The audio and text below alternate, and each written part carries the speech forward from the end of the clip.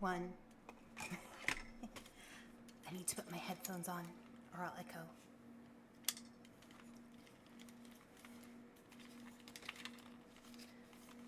La la la la la la la.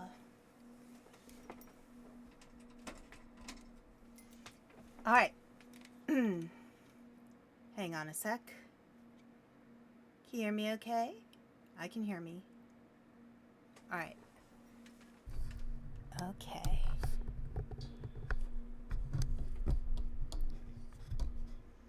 All right. Well, greetings from the library cave. I am Aspen Dracaena, your friendly neighborhood Ice Dragon Bookwyrm VTuber. Right now, as you can see in the corner of my screen, I don't have my active VTuber model. I just have a PNG. That's because it is a hand cam stream, and I only have one camera. I don't have two, which I would need if I were going to do both my model and the hand cam at the same time. So, apologies. That's what it's going to be tonight since I am doing a hand cam. So, let me see if I can scoot that away because that does not look pretty. Hi, Gaskpin. How you doing?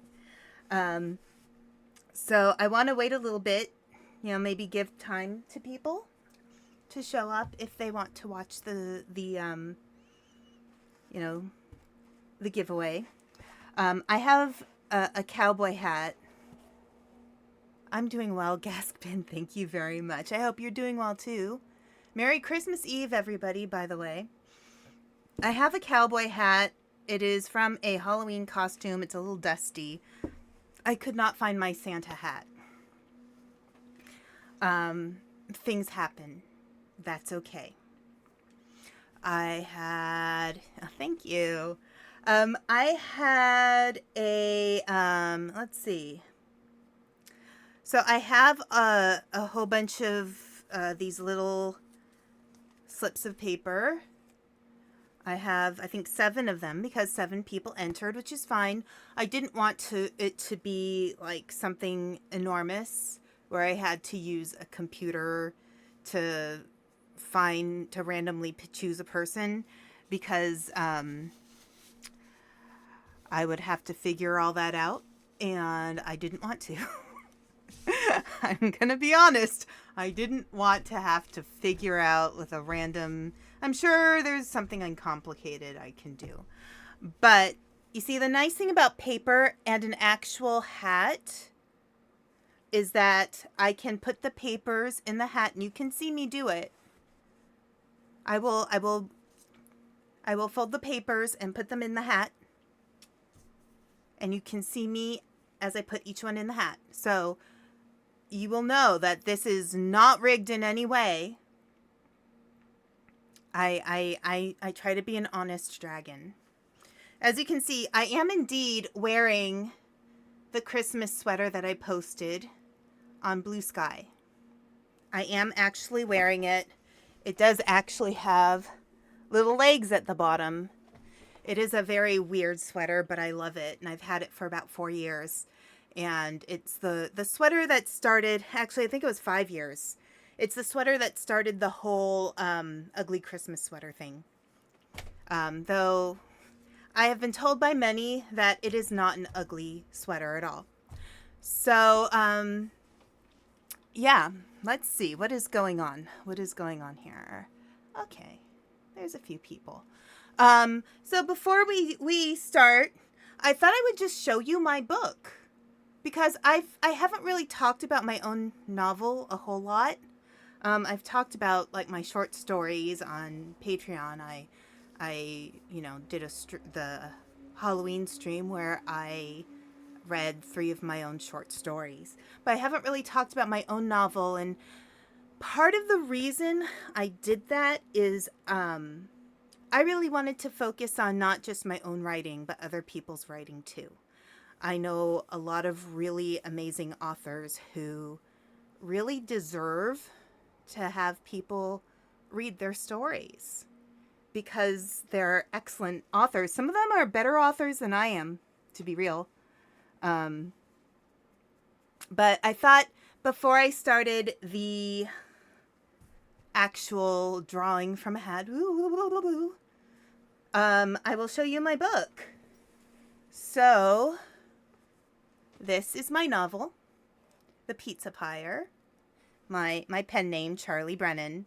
It was a Book Fest award winner. I got second place in new adult weird stuff, which I think is very appropriate because that's me. I'm just weird. And then I was a finalist for the Indie Book Awards, for the Next Generation Indie Book Awards. So I'm really kind of, it's kind of cool to have that kind of acknowledgement. I did not need to be first place. The fact that I even got anything was pretty awesome.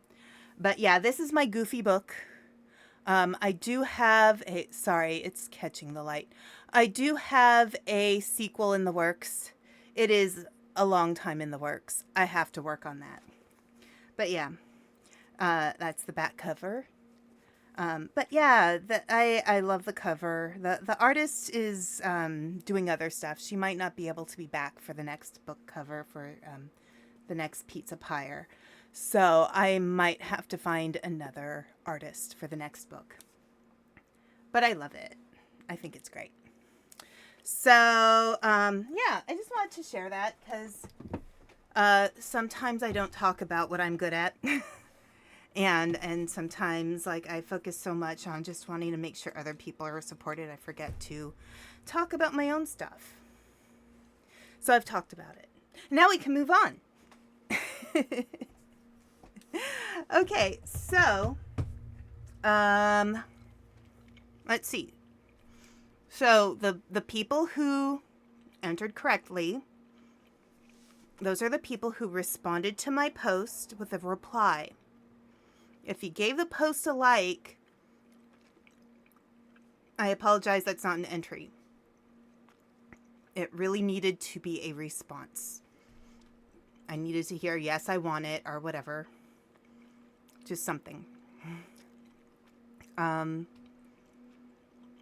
really excited because I have played this game on stream. And the developers are just really sweet people. The people, I think it might just be one person actually, but the team in quotation marks, there, quotation marks, behind Tailside really seem to be lovely people. And they are working hard to add a lot of really cool things to this game. They are hard at work. Right now they're taking a break because of the holidays, which I think is fair. You know, they should have some time off too. But they're working really hard. And so I had an extra key. Now, let me explain this because I want people to understand this. The game is not yet out. This is an early access Steam key for the alpha and beta versions of Tailside Cozy Cafe Sim. The game is not out yet. Hello there. Hi, Mac. How you doing? So again, the game is not out there yet. It's still in development. So what you do when you get this Steam key, you can actually put it into Steam right away, and it will show up in your library, but you won't be able to play the game until it's put on Steam in, I think it's February. Let me just check my email really quick because I want to make sure I'm giving you guys the most accurate information. Let's see. I'm just gonna check real quick. That is a holiday notice.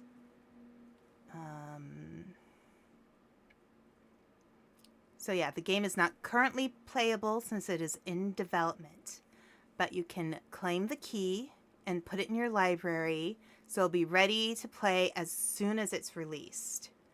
Let's see. going to see if I have info on when.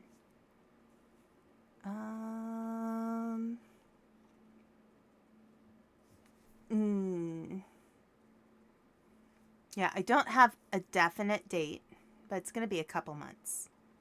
So I just want you guys to be aware of that. When you get this, you will not be able to play the game right away, but it will be available to you as soon as the game is released.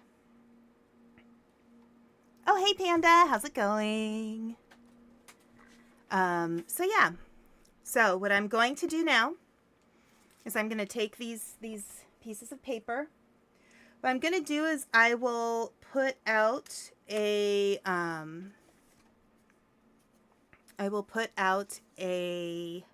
whatchamacallit? Hi. I'll put out a post. I don't want to call it a tweet because it's not Twitter, it's Blue Sky. I will put out a post on Blue Sky listing who is the winner. I will, at them so they know. And I will ask them if they want me to DM or whatever, and I will get that Steam code to them. All right. So person number 1, I know this person is my friend, but they were the first person to respond as well. So this is Ocha Pup. And just so you know, all right, that is Ocha Pups. Here, let me open that up again so you can see Ocha's name. So I'm going to fold them into 3s, and that's in the hat. Next person is SS Twins. Santa's hands! I feel like that scene from Elf where Buddy says, "It's Santa! I know him!" So that's SS Twins. Let me show that again. SS Twins. Alexander, I put the username on there because they just, their name was just Alexander, but I wanted to make sure it was clear which Alexander it was. That's Alexander F996. And there. Okay, and I don't know if it's Rot Raven or ROT Raven, but that's getting folded right here. So I just want to make, I'm being very careful about this. I want people to know I'm doing this as above board as I can possibly get it. Joseph Cocolada.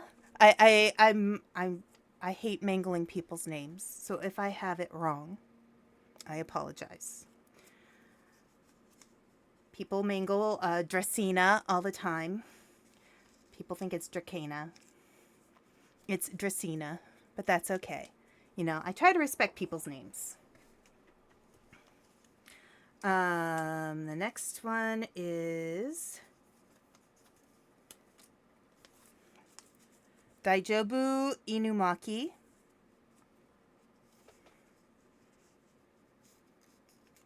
So it was really only 7 people, which is nice. The last person is Evie Silkas. So there's her name.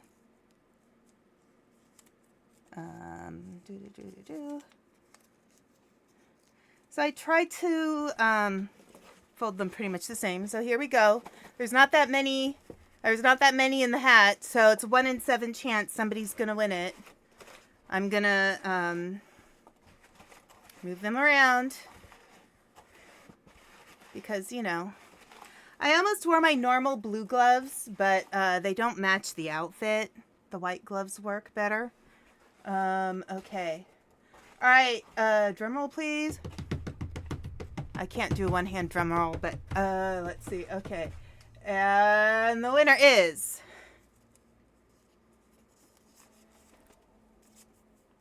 SS Twins! Yay! Congratulations! Wait. There we go. SS Twins, you won.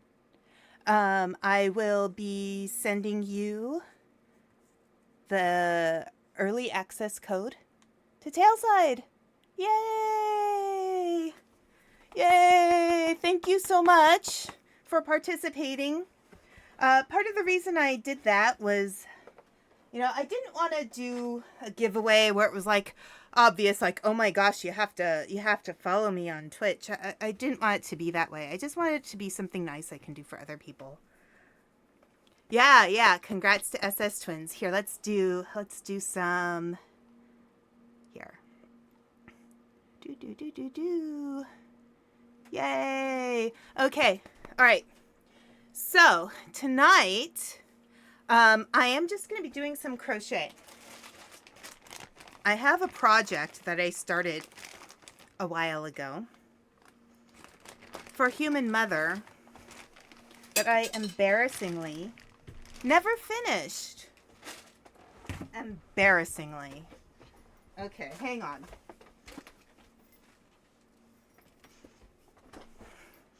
Very embarrassingly. So, I'm wondering, I wonder if I can find royalty-free Christmas music. ROYALT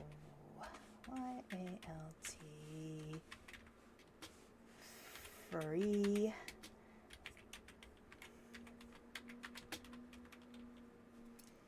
royalty-free Christmas music.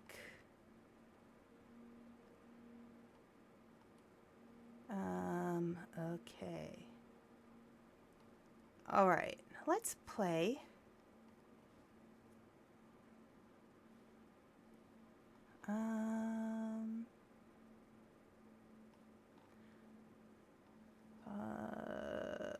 Blah, blah. Is that actually royalty free? I don't know. Public domain Christmas music. Okay. Let's do some. Oh, you know what? I know what to do. Hang on. Let's do this. I have Spirit City Lo-Fi, and they have a selection of winter music. I could just play that. So, let's see. Tranquil Wonderland. Okay.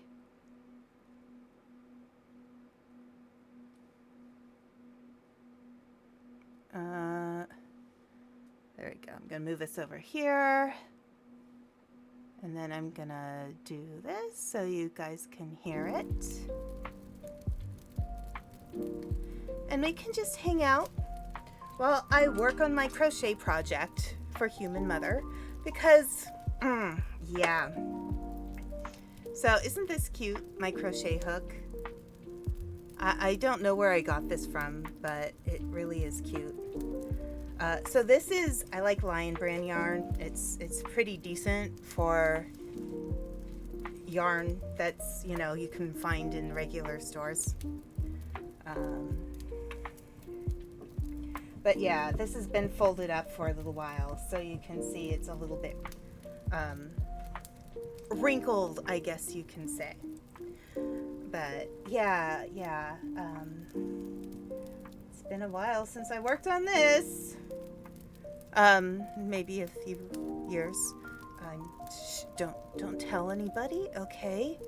Like, I didn't mean to let this go for so long, but I mean, sometimes you get distracted, by books and games and stuff. So, one of the funny things that you'll see when I do Handcam streams, I like to talk with my hands a lot. So it's probably a good thing I'm crocheting, because then I won't be talking with my hands as much. And I'm hoping everything will work okay with these gloves, because they're kind of slippery, but that might actually be better for crochet. Let's see. I'm a little thirsty.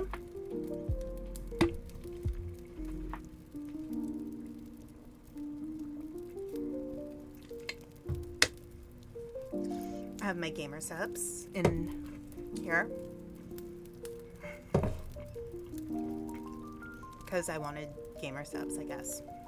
All right. So this is really simple. It's just a half crochet. I'm not doing anything fancy because this is going to be a really simple scarf. I was going to make like kind of a wide infinity scarf.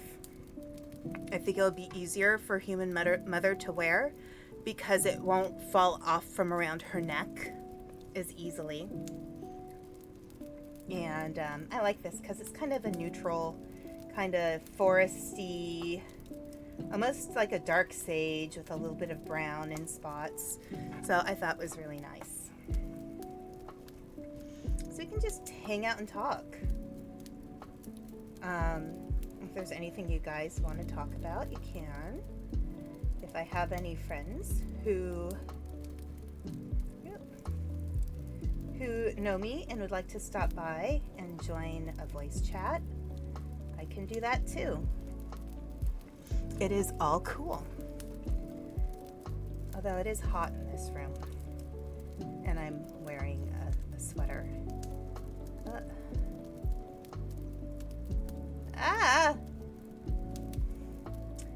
Oh my gosh, it's been a while. I forget that sometimes. Alright. Aspen, start over again. You can do it. If you can do it once, you can do it again.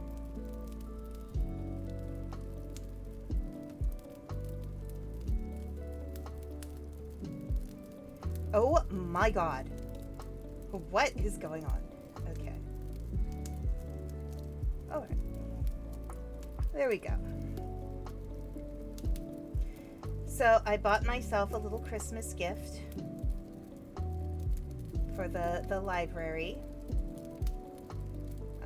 In case you're curious, I have some. That's the edge of my bookshelves. I have them in cabinets because I don't like to dust. So I got the Billy bookcases from IKEA, and I got cabinet doors so that I don't have to dust as much. I think that's a smart way to do it.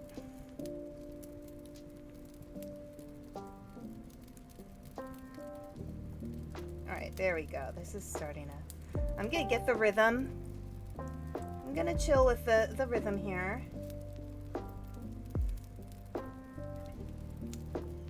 So, yeah. So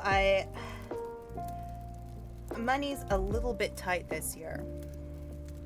So I didn't really go into gifts that much this year.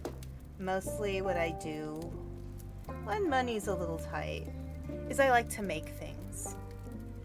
So sometimes I'll make, I'll crochet scarves or hats, or I'll make cookies because I'm good at those, and give those to people instead. Because at the very least, I'm not somebody who feels like I need a lot of stuff. Like, I know I have a Throne account and everything, but it's just kind of, I actually kind of opened it as a joke because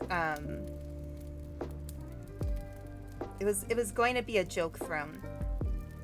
And it was going to be me putting a lot of ridiculous stuff on it that I didn't really want. This could be like, please don't buy this for me. It's just a joke.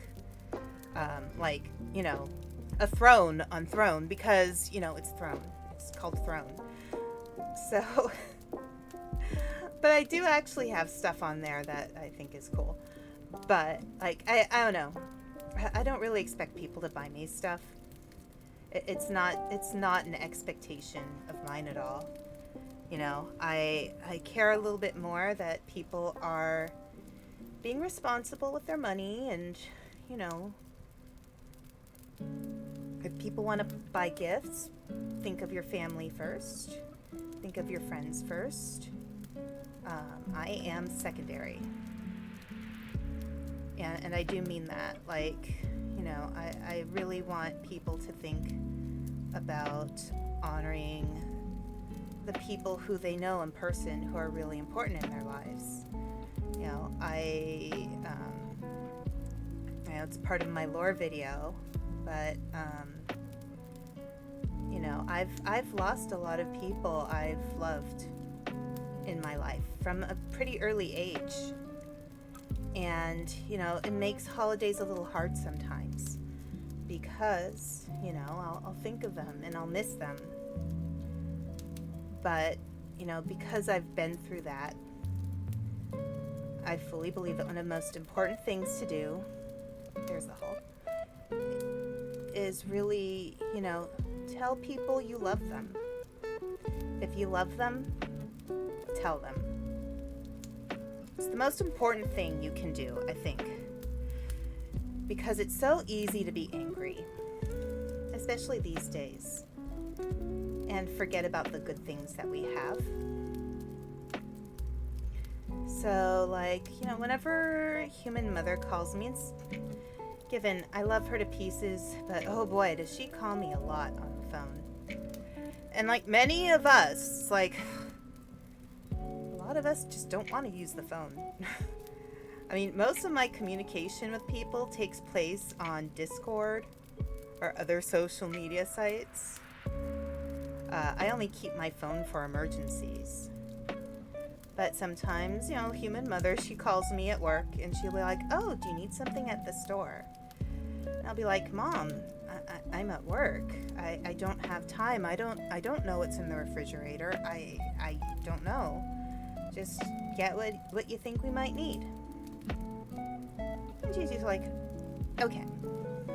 And she goes shopping. She usually gets something we need. All's good. But here's the thing. Even if my mom is interrupting me at work with her phone calls and it's distracting me, you know, maybe not calling at the best time, I still, 99% of the time, I make sure I never end the call before saying I love you.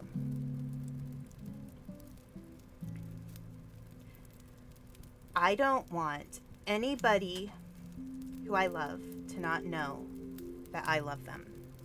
And if something happens to them, I want the last words that they remember from me as being words that show that I love them and I care about them and that they matter to me. So when I think about things like holidays, it's not really about the presents for me. It's really just having time to spend with my family and my friends and my loved ones, and, you know, just being able to be with them and tell them I love them. You know, I think about, you know, I'm kind of an oddball. Like, I don't know why, but I would say at least 50% of my friends are members of the LGBTQIA+ community. I don't know how that happened, but it kind of did somehow. Maybe it's because I lived in San Francisco for a long time and spent a lot of time around the LGBTQIA community there in San Francisco. I actually lived in the Castro briefly, which is pretty much like San Francisco's gay mecca. And to me, I want people to feel like they can be themselves. And I will say that all the time. I don't care if somebody is gay or lesbian or trans, or I don't care if they're, hang on a sec. Okay. I don't care if they're from a different culture from mine. If anything, I like being around people who are different from me because then I can learn something from them. But, you know, I always feel for my friends who get mistreated because they're different. You know, I hear so many sad stories about people's families turning against them when they come out and tell them who they are. And I think that is horribly sad. And I think for me, you know, I'm happy to be family because I know what it's like to lose family. And to me, rejecting family for just being themselves, ugh, it is such a cruel thing to do. So yeah, this time of year I think about all my friends who maybe, you know, they may not be able to be close to their own family, but I'm happy to be family for them. So, you know, that's what matters to me this time of year the most. I don't have a lot of traditions around the holidays. Usually I just kind of glom on to whatever family or friends I am hanging out with for the holidays. You know, and I participate with them at whatever level they participate. And I think it's cool. I think it's really neat to see how other people celebrate holidays. I had one time, many years ago, somebody invited me to a Passover Seder, which is really cool to participate in. I'm not Jewish, but I know some people who are, so it's interesting to learn their traditions.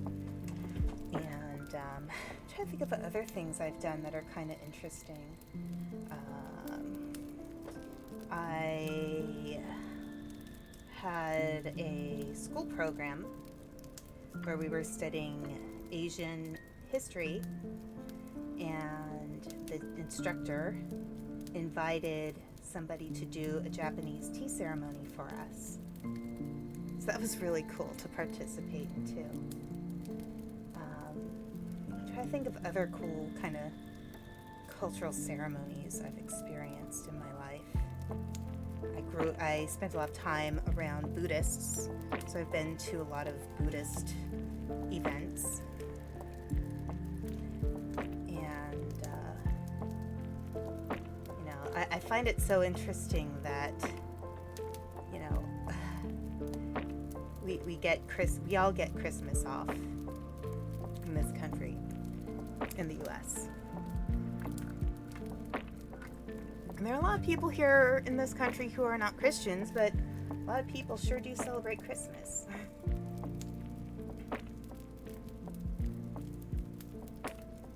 But yeah, I'm all for the tradition. I'm not so much into the commercialization of it. But, you know, as I said earlier, I brought Human Mother and her boyfriend Security Guy. I'll just call him Security Guy. I decided to put together stockings for them. You know, they're not young. They're older. Human Mother's in her 70s and Security Guy is in his 80s. But I was at work today and I thought, you know what? Why not? Oh, hello. Andreikos just followed. Hi, thank you for the follow. I'm Aspen Dracaena, Bookworm VTuber. And I'm just talking about random stuff. But anyway, yeah, so I was at the Dragon Clinic today. How are you doing? I hope you're having a lovely Christmas Eve. But yeah, so I was at the Dragon Clinic, and I was thinking about Human Mother and Security Guy, her boyfriend. And I was thinking, you know, we're not really going to be exchanging big gifts this year. Oh, I'm good, thank you, Andrea. So we weren't going to really be huge into it, exchanging gifts this year. You know, a lot of people are having a rough year financially. So I was at work, I'm like, well, I can at least put together Christmas stockings for them. So I got off of work early, about 12:30 I think it was today. And I just decided to get them all kinds of stuff for Christmas stockings. And I didn't know if Security Guy had a Christmas stocking. And I recall that Human Mother may not have hers. So I bought them both brand new Christmas stockings. And they're both diabetic, so I didn't want to just give them, you know, a bunch of sweets. So I got them like packets of crackers with peanut butter, and, you know, limiting the sweet treats, because I know that, you know, they don't need too many sweets. Then I just got them a bunch of random stuff, like some hand lotion because it's winter and it's cold and dry, lip balm. I made sure to get them some toys. Everybody should have toys in their stockings. I don't care if somebody is 5 or 85. They get a toy for Christmas. So I got them each a miniature Lego set, like one of those little $10 sets. And I don't know if you know what a water snake is, but they're these like long tubes about that long, like the size of a hot dog bun. And they have liquid inside and just kind of squish them in your hands. I thought it'd be good for them because since they're both elderly, you know, they sometimes will struggle with their grip a little bit. So I got them a few things. I ended up stuffing the heck out of those stockings. And I maybe spent more money than I intended to. But again, I love them, so what am I going to do? I'm going to spoil them rotten. So the reason why I was late doing the drawing is because we were having fondue at Security Guy's house, and I wanted them to open their stockings before I left. And Human Mother and Security Guy were sure taking their time. That's okay. You know, they're not young. They're not going to rush things. So, yeah, so I got to watch them open their presents and look at things, and they were pretty happy, I think. Sometimes Security Guy says that he's an old curmudgeon and he's a grumpy old man and he's blah blah blah this and blah blah blah that. He's not. I love elderly people who are like, yeah, I'm a grumpy old grumpy grump. And then it's like, no, they're not. They are the sweetest people. And they're wonderful to be around. So of course it was like, you know, Security Guy had a big smile on his face. He was very happy. And I was glad to be able to do that for him, because he wasn't expecting it. And, you know, I like surprising people. I'm actually kind of the person who likes to give people unbirthday gifts.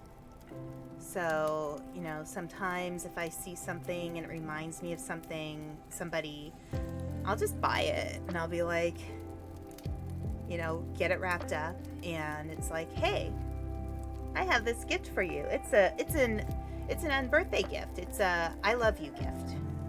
And I'll just give people gifts like that whenever, you know, and it's kind of fun because then it's a surprise and people don't expect it.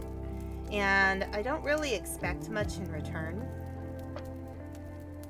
I know there's some controversy about the 5 love languages test and what's behind it.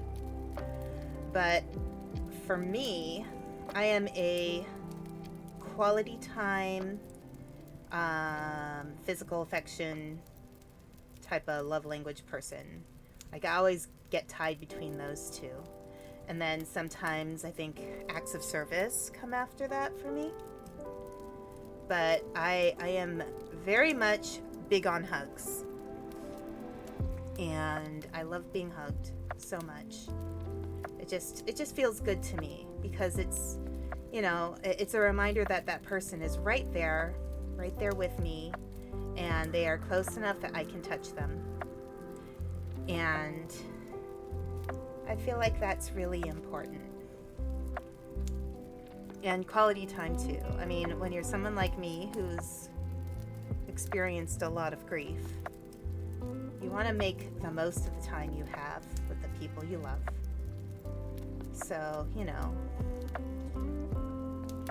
a couple weeks ago, for example, Human Mother and I sat down and watched the movie Elf together and laughed, and it was fun. And to me, it's like, you know, it doesn't have to be fancy schmancy quality time, but just being together and enjoying something together, you know, that's a big deal to me.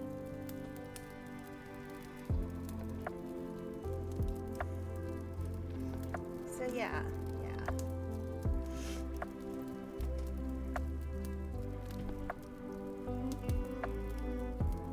But yeah, although my thing with physical affection, and I always tell people this every time. If they don't want me to hug them, I'm okay with that. I always respect people who don't want to be hugged. That is a big rule for me. I used to work with kids a lot, and I hated it when adults would try to make kids hug other adults when the child is clearly uncomfortable. I think that is really disrespectful of the child and their feelings. Especially because I remember times when I was a child where I had to be around adults who, for some reason, triggered my scare instincts. And usually I was right. Usually if there was somebody, an adult, I did not want to hug because I felt uncomfortable with them,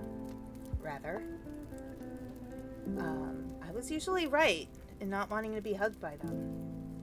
They weren't necessarily the best or safest people to be around. So yeah, I'm all for respecting other people who don't want to be hugged. I think there is no reason to hug somebody when it makes them feel uncomfortable. Just because I love hugs doesn't mean anybody else needs to be hugged by me at any particular moment.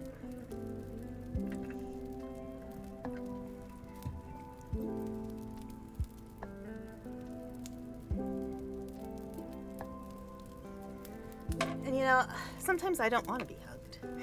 You know? I mean, again, there are people, sometimes I just get the wrong vibe from them. And so I decide, you know what? This doesn't work for me. I don't want to be hugged by this particular person. And so I don't.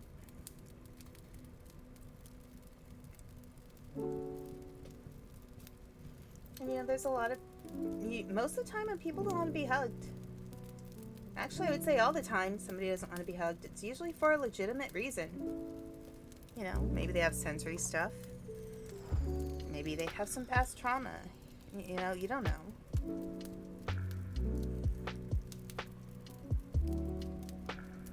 But yeah, usually if I ask a kid for a hug and they say no, I'll say, you know, that's okay.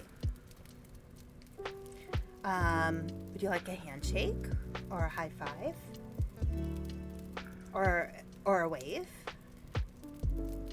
And usually, a lot of times, kids are so surprised that I am giving them a choice.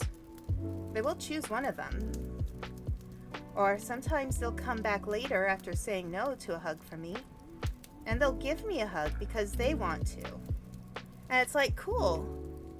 You know, I gave them a choice, and They decided they felt comfortable with me because I respected them. You know? Again, it's all good.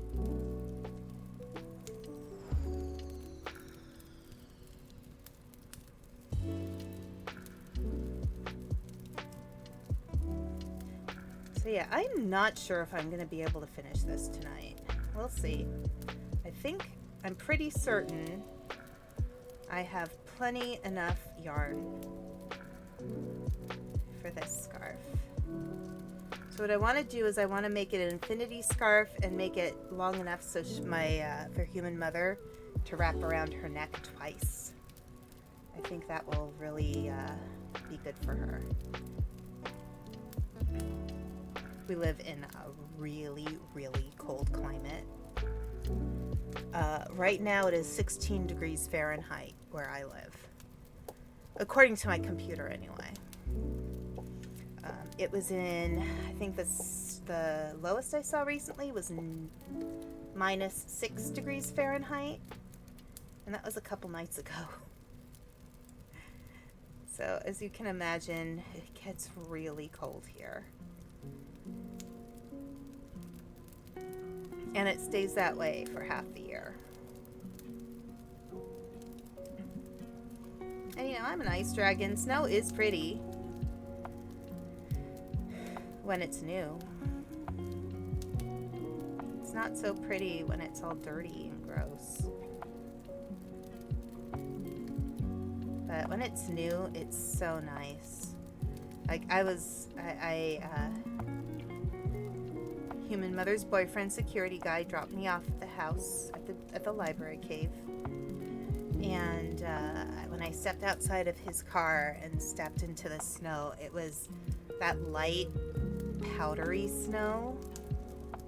That's just, you could blow on it and it will just all just go whoosh, fly into the air.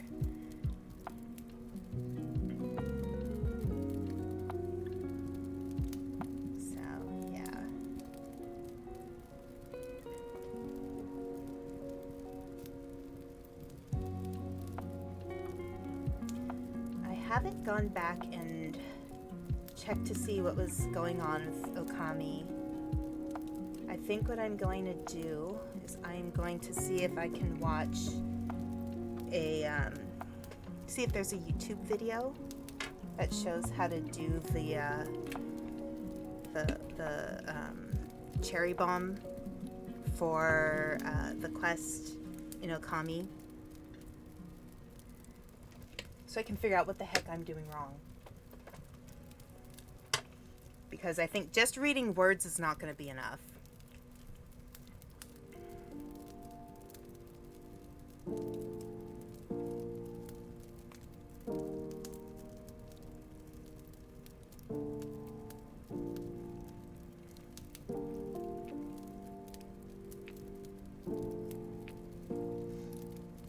So I don't know what anybody else is doing right now for Christmas Eve. I don't know if anybody wants to tell me. I mean, even if I'm just on in the background as background noise, that's okay.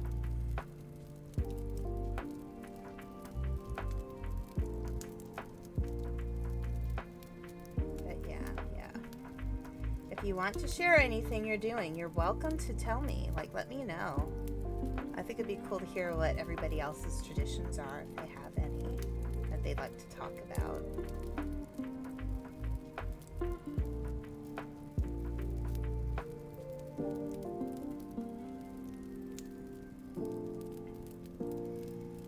I recently rewatched White Christmas. It was a few days ago. And that is such a good movie. It's just, it has everything in it that you'd want a musical to be. Like a musical review kind of movie.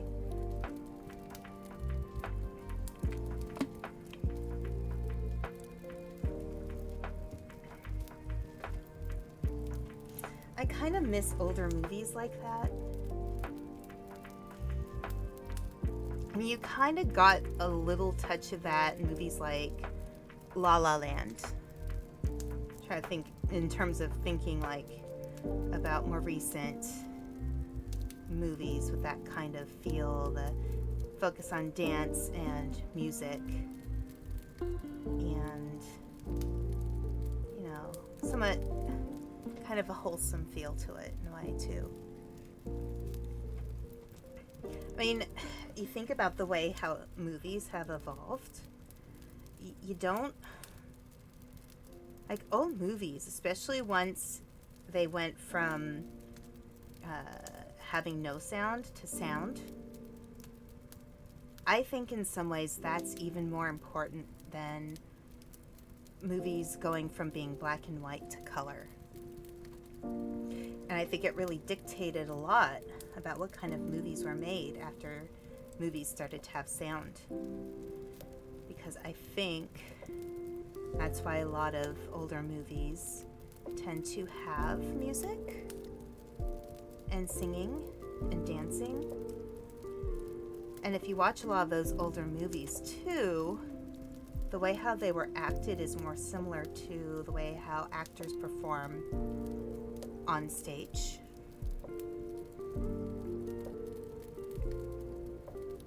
Which I think is also really cool, because like you can see how things have evolved in movie making.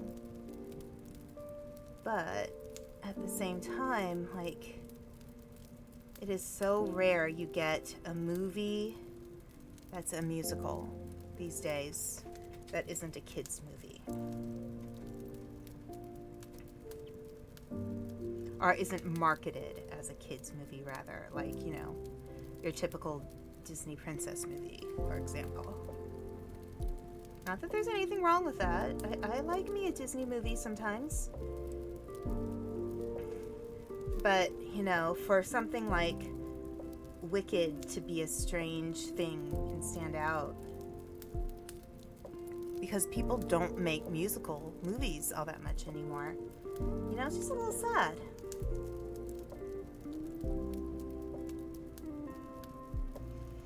And there really isn't a lot of dance in movies as much as there used to be.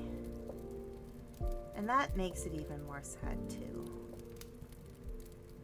I miss seeing tap dancing in movies. Or beautifully choreographed ballroom dancing.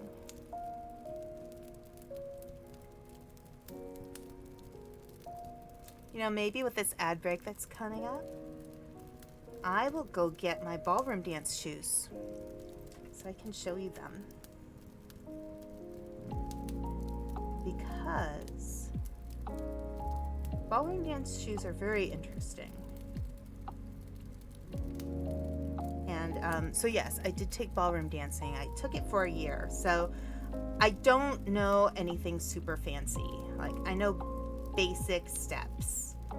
I don't know how to do much besides a few turns and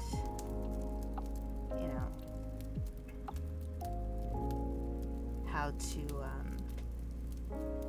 maybe switch a partner. But I think pairs dancing is really nice. I think it looks really elegant on movie screens.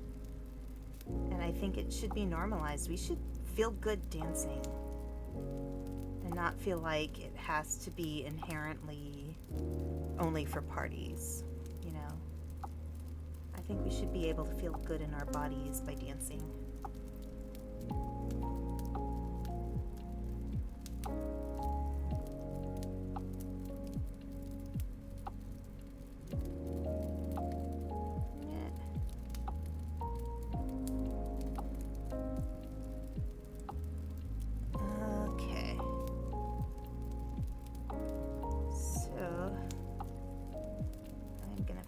Row.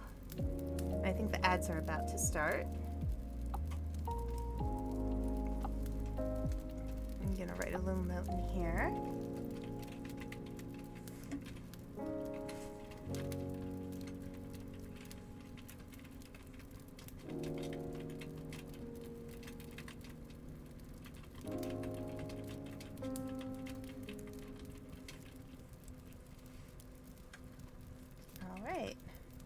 So I will be right back. I'll go get my dance shoes.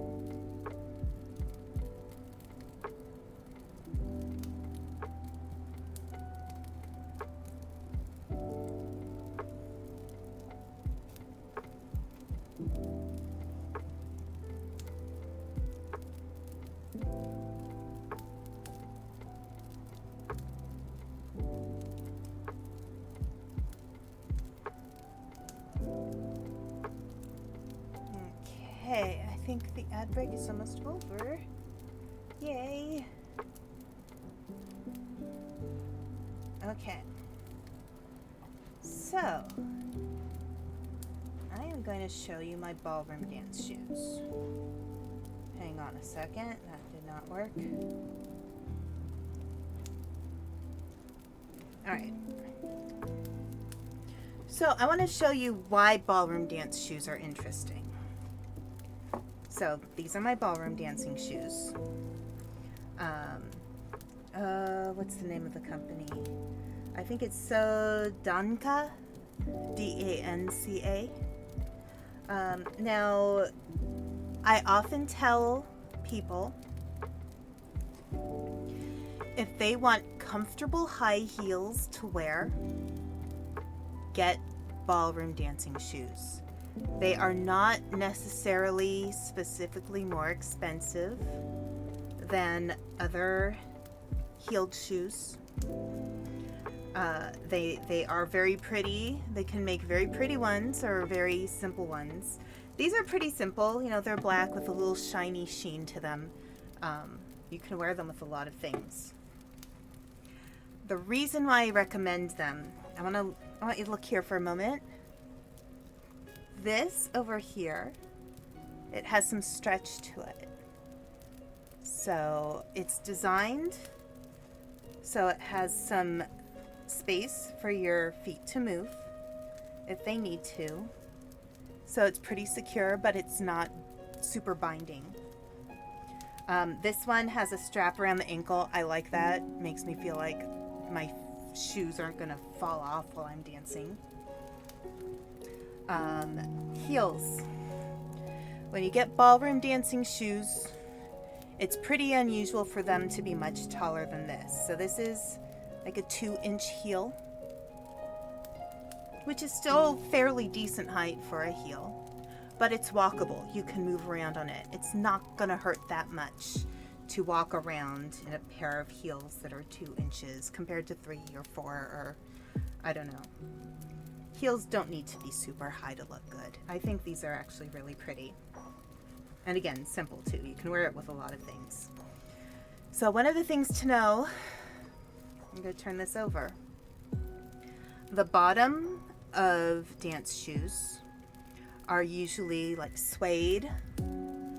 It makes it easier to move over a flat surface. Usually a ballroom dance floor is wooden. It helps to prevent you from slipping, but you can still move quickly. So it doesn't hinder your movement, but it also helps you so you aren't as likely to fall and slip because, you know, you have to scuff them. You don't have to scuff these because these are already, you know, these are suede on the bottom.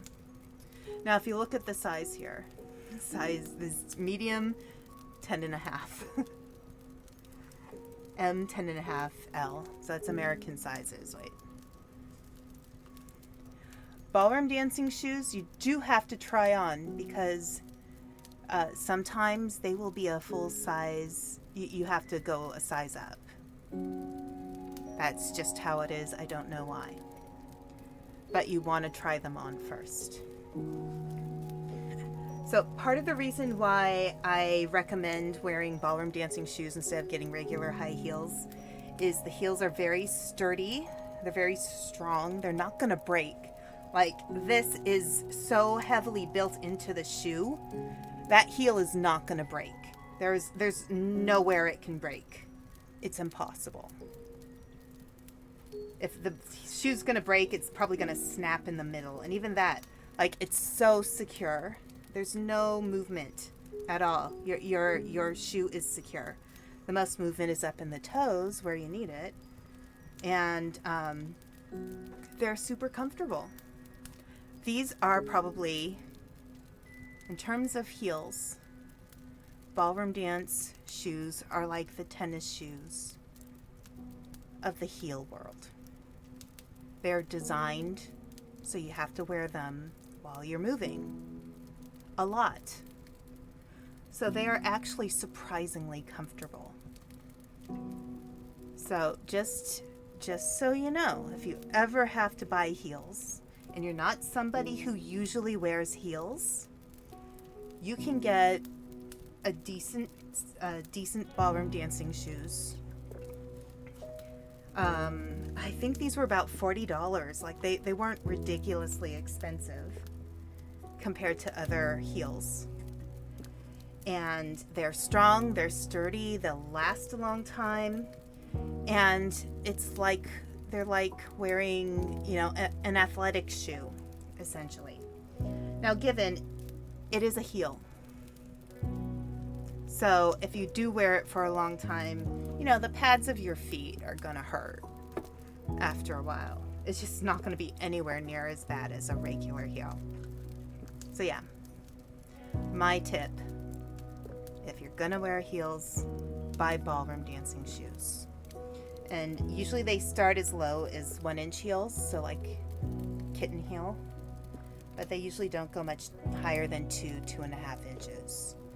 So you can actually get something that looks dressy. Now, given you can get super fancy, like really, really fancy ballroom dance shoes that cost hundreds of dollars.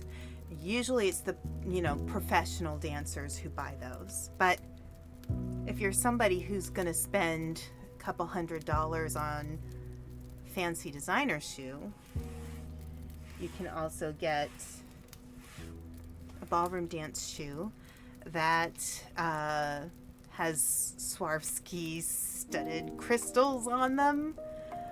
and they will be flashy and pretty and beautiful, and they'll be more comfortable to wear. So that's my recommendation. Yeah, you can make your own decisions about what kind of heels you wear, but I'm just gonna recommend those because I know I have experience. Anyway, I'm happy to give advice on silly things like that. Might as well share my knowledge where I can.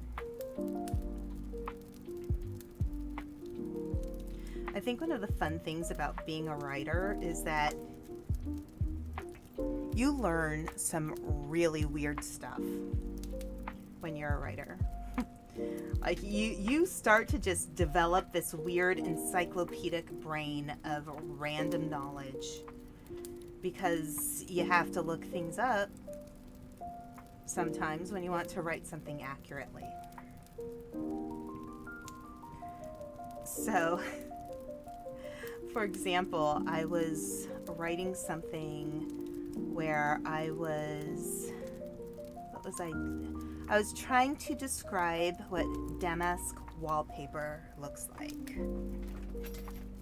So damask wallpaper is that wallpaper. It's usually monochromatic. So it's one color, but it will usually have like some kind of fancy design on it.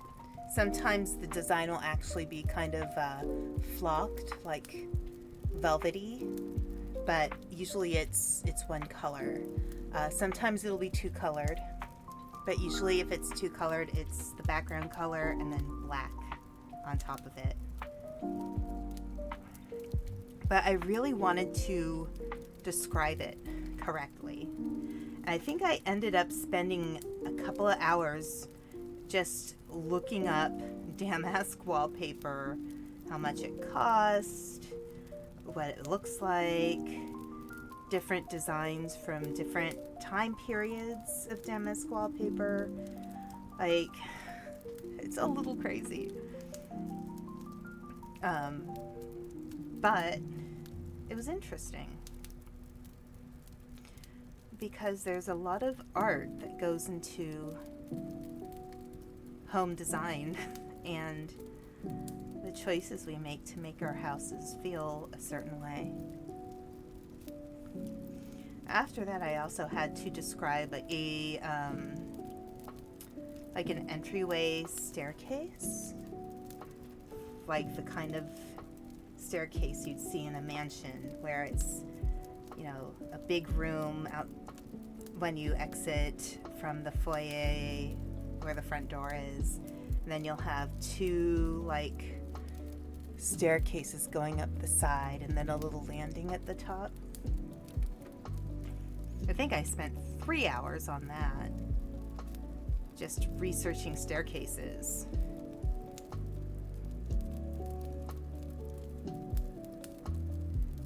But yeah, or sometimes like I'll try to make up something, like make up a business name. And then what I'll do is I'll look it up to see if the business actually exists in real life, because I don't want to get dinged by a business for misrepresenting it. It's kind of hard sometimes. And even coming up with book titles. Like, I've seen a lot of books that have the same title.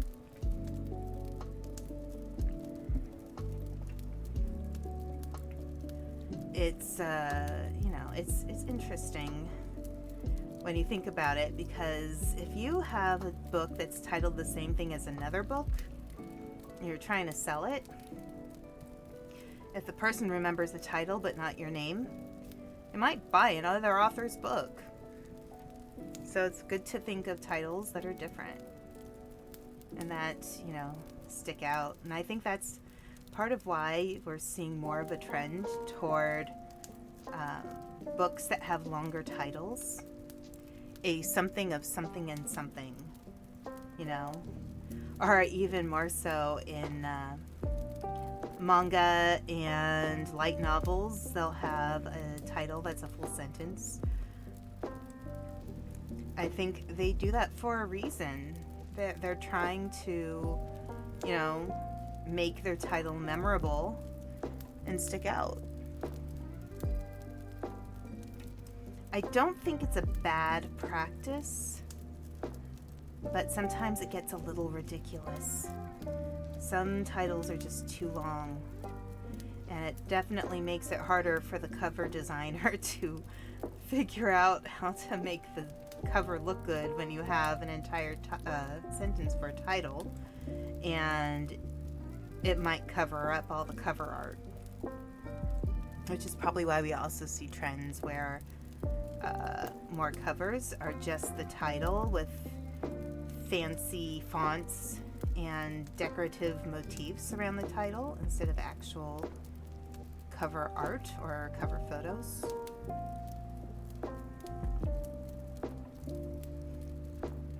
When I was shopping for all the stuff to put into Human Mother and her boyfriend Security Guy's stockings, I was looking at books, and that there's the trend toward like almost like simplistic comic book style art. That's pretty popular, especially with young adult novels or romance. And then for more fantasy, or especially more like goth fantasy, like dark fantasy, you'll see a lot more covers where maybe there's just one very simple picture, and then you'll see the title, like the title takes up the entire front cover of the book with a really fancy kind of distinctive font. And I think that can look very good. But if everybody's doing it, then again, your book's not always going to stick out from the other ones. So, you know, it's a good thing to think about when thinking about cover art if you're an author and you're looking. There are ways to make art. Like if you have a cover artist, and maybe they're not the most commercial cover artist, you can still make their art look good by how you design the cover of the book. And by that I don't mean, when I mean design, I mean like the fonts you choose and the way how you position things on a cover. You know, cover art doesn't need to be perfect. It really doesn't. It's how you present the cover art that makes a big deal.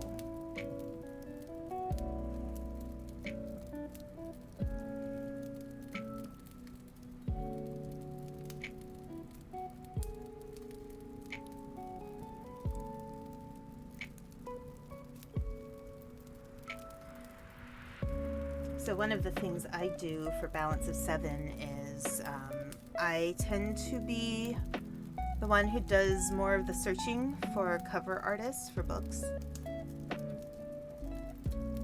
It's not always easy to find someone that fits within a certain price range and will give you the professionalism you're looking for.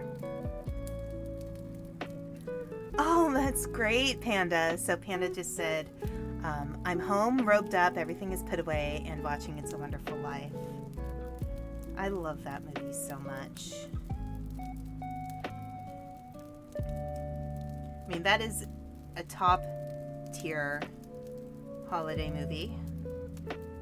Is that, am I at the end of the row? Hang on a sec. I think I am at the end of the row. Because that doesn't look like...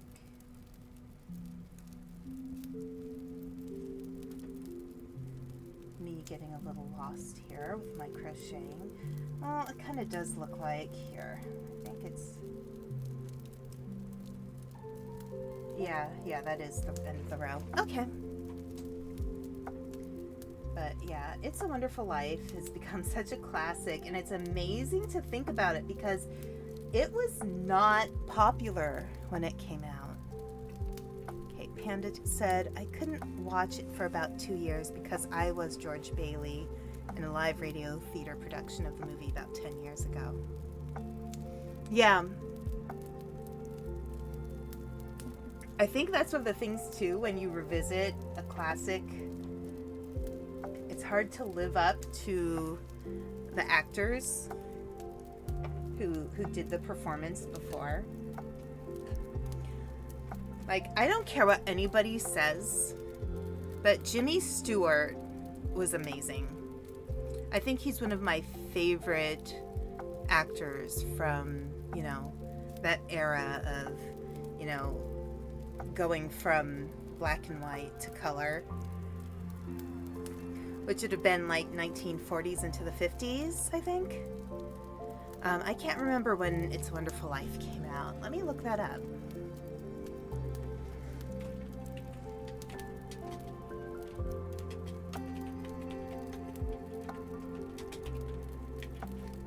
$1946. That makes sense.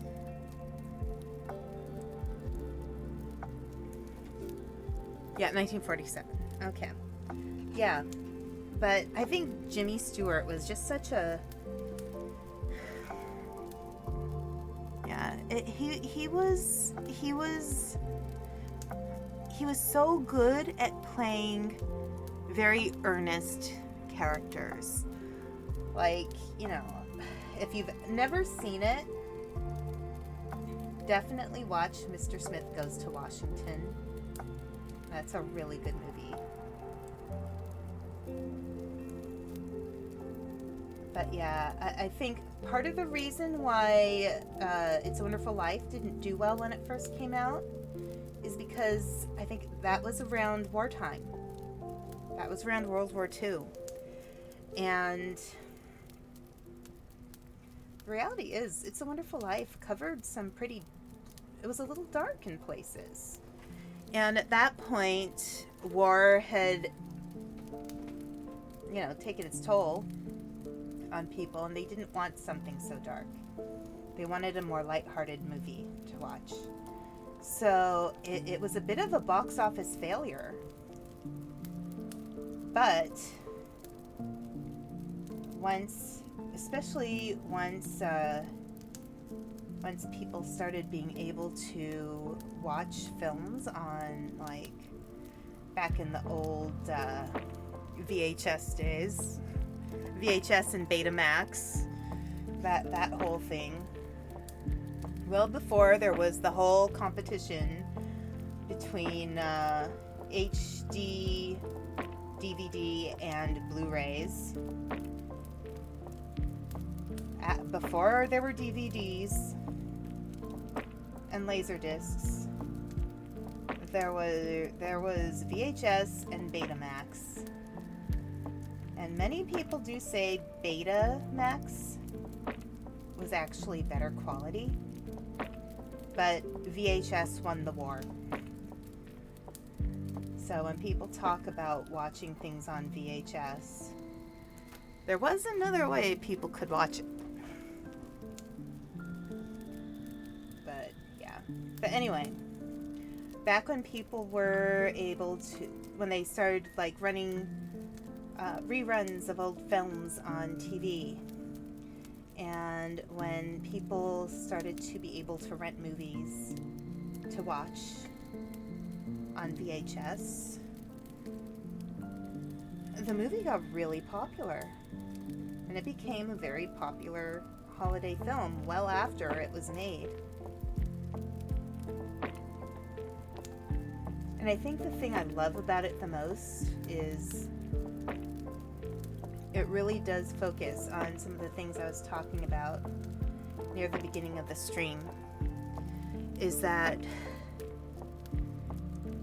you can want the best for your family. You can want all the nice things, the nice house, all the presents, all the, fancy stuff. But what matters is the people who love you.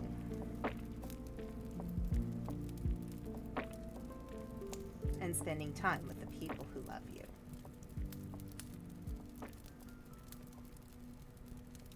And I think that is really kind of the message of the movie is, despite the fact that it goes to some pretty dark places, it's about love and living a meaningful life. And I wish we had more movies like that these days that aren't considered just completely cheesy. But, I'm going to be honest, I don't know. Like, if somebody in Hollywood decided to do a remake of It's a Wonderful Life, I think they would completely ruin it. There is something so specific about that time that was a movie that needed to necessarily be filmed then. Yeah, positivity and love, ew. How dare. I mean, come on now. Like, really? Love and generosity and caring about people just because you love them and not because you can get something out of them? Heavens forbid. Like, why would anybody even do that? Oh, it's so disgusting.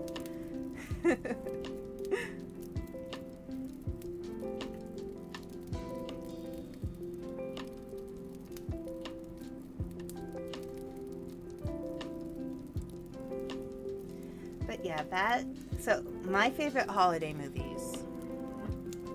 Okay, so when we're looking at classic holiday movies, It's a Wonderful Life, which some people may say that's a basic answer, but sometimes things are basic because they're good. Keep that in mind. Some things are basic because they are universally good, right? White Christmas is another favorite. Yes, definitely. I think it's just so it's funny, it's poignant, it's beautiful. The music is good. Bing Crosby has such a wonderful singing voice, and Rosemary Clooney. Oh my gosh. The whole Sisters song. Sisters, sisters. Oh, what's the end of that song? Lord help the mister who comes between me and my sister, and Lord helps the sister who comes between me and my man. I was very off tune there, but whatever. But in terms of newer holiday movies, Elf is absolutely a favorite. Hands down. One of the weirdest holiday movies ever, but in such a charming way. And I think part of the reason why that movie is so good is because Buddy is so innocent and sincere and sweet. And so it takes it from being it's funny enough that it could still have the sappy moments,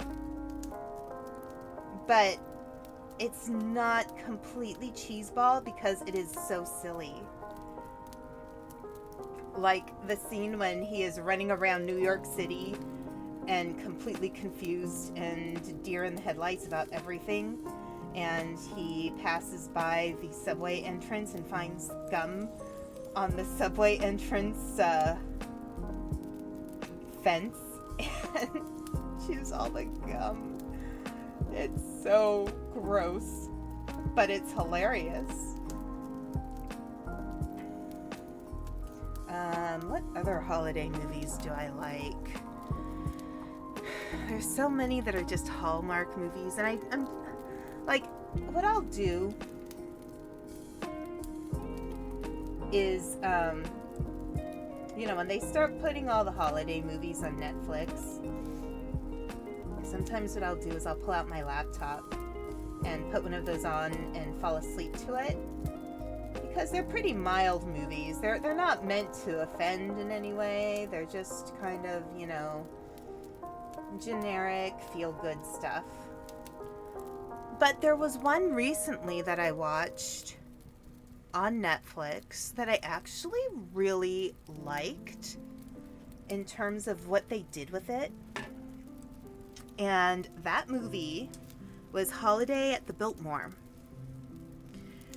And the reason I liked it, so the story goes, it's about this woman who is a screenwriter for a Hollywood studio.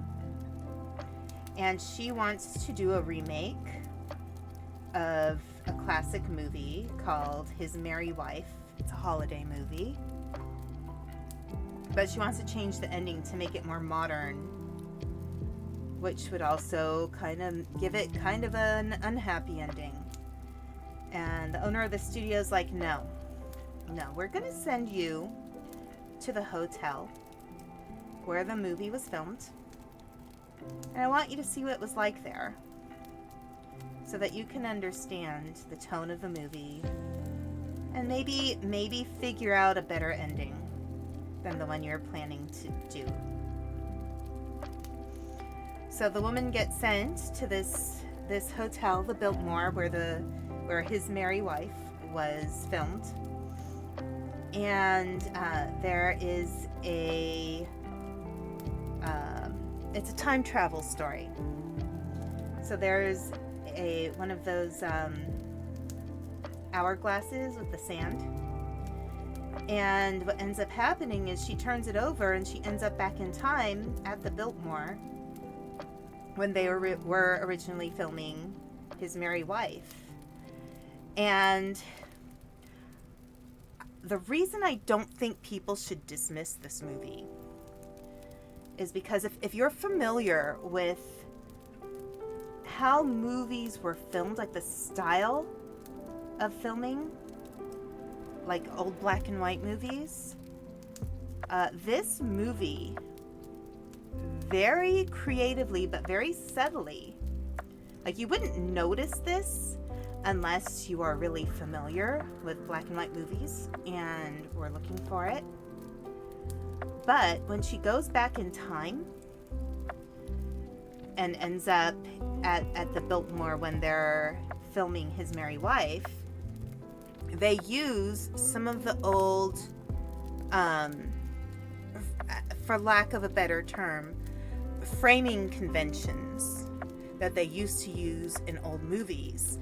So the style of filming changes to mimic film style from that time rather than modern film style. And I think it's actually quite clever. Would I say it's an amazing movie? Like, it's a little cliche, sure.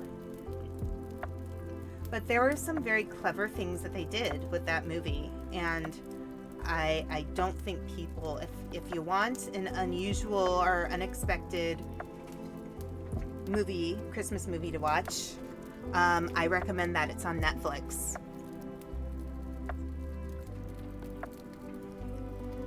I think it's pretty well acted as well.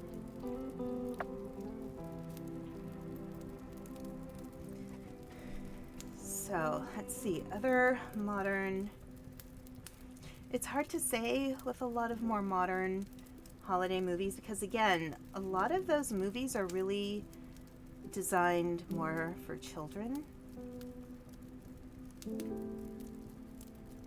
Like the Santa Claus, maybe, or Jingle All the Way. I did watch Red Notice. It was fun. No, not Red Notice. It was the red one, or it was the recent one with The Rock and Chris Evans. Probably my favorite of the Hollywood Chris's. I like him. I think Chris Evans actually would be great at pulling off a Jimmy Stewart type character. After seeing him as Captain America, I think he could pull it off brilliantly. I don't think people should underestimate his acting just because he's handsome. I think he's actually a pretty decent actor. But yeah, I can see him in a remake of Mr. Smith Goes to Washington. I think he would do that well. I wouldn't even dare to touch, again, as I said, wouldn't dare to touch It's a Wonderful Life. That's just asking for trouble.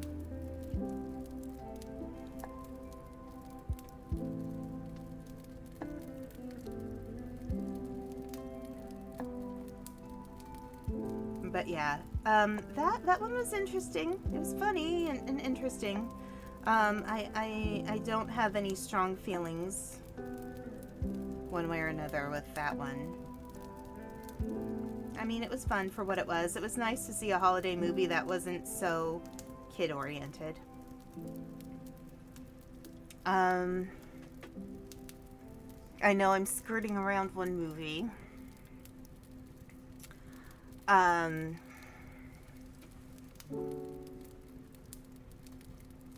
I might have seen Die Hard. I don't remember. If I saw it, it was a long time ago. I don't know if I have any feelings about whether I think Die Hard is a Christmas movie or not. So I know people have that, argument every year. But I think the movie takes place during Christmas. So if it takes place during Christmas, hey, if that is a featured part of the movie, then maybe it's a Christmas movie. It's okay to have action Christmas movies. Like, why the heck not?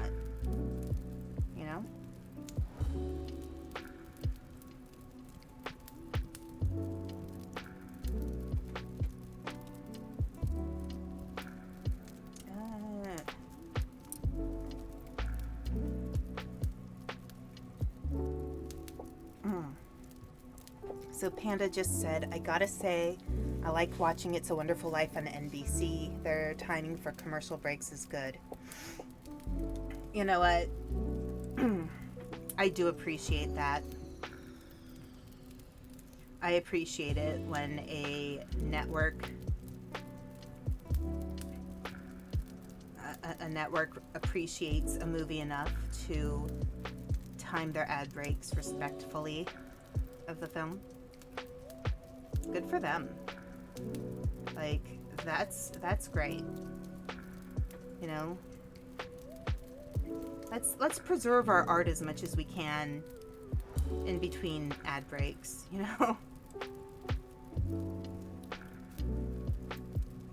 I don't really watch network TV anymore. I've just gotten so used to streaming things now that I don't really watch a lot of, I don't even have cable at my house.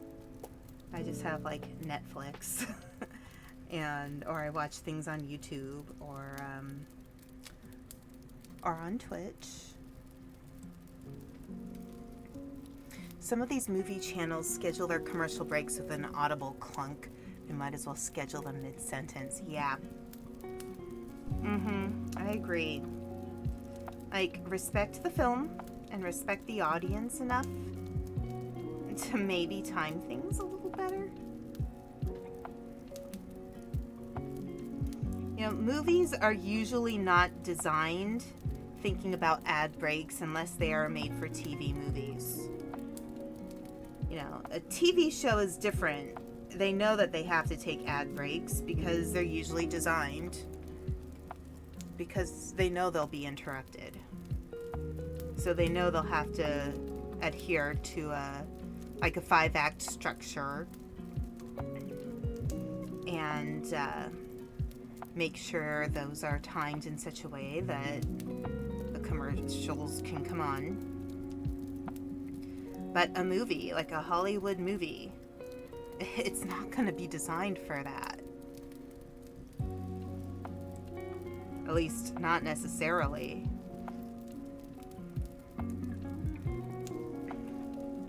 I just realized I've been hiding all my crocheting from you. Blah, blah, blah, blah, blah.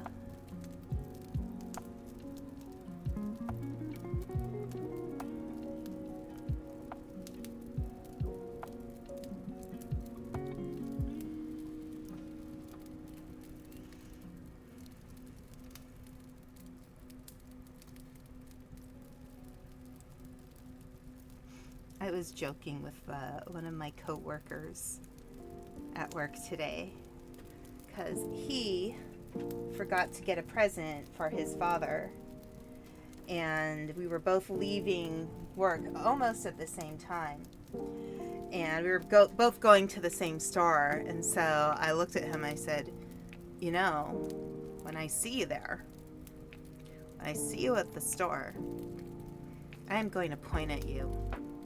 And it's going to be the Spider-Man meme. Because you know, that's just what it's going to be. And he was like, oh my god, yes, that's exactly what it'll be. Of course, guess what happened? I didn't see him at the store. No Spider-Man meme today. But yeah, this co-worker is the son of my boss, the doctor. The dragon doctor, and he's 18 and he's going to be going off to, he wants to go to acting school, but he cracks me up. He loves to do TT RPGs, and so he's always telling me about his latest campaign, and he likes to do art, so he'll draw pictures of the characters for his friends. And his art has been improving by leaps and bounds. I really love seeing young artists and how their art develops. Like, for a long time, his characters' faces all looked the same. But as he's been working more on his art, the faces have become more diverse. And it's so cool because it's like, oh, like this is a specific person. This is not just some generic person. This is somebody specific. And I would recognize that person as this specific character.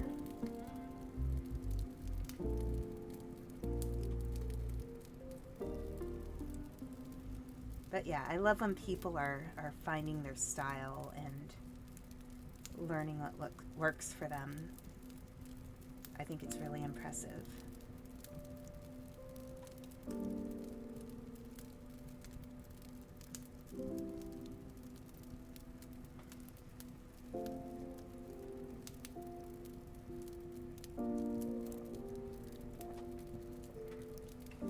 One of the things that I think is actually really funny is now that we do have streaming and we can watch like TV shows without ads,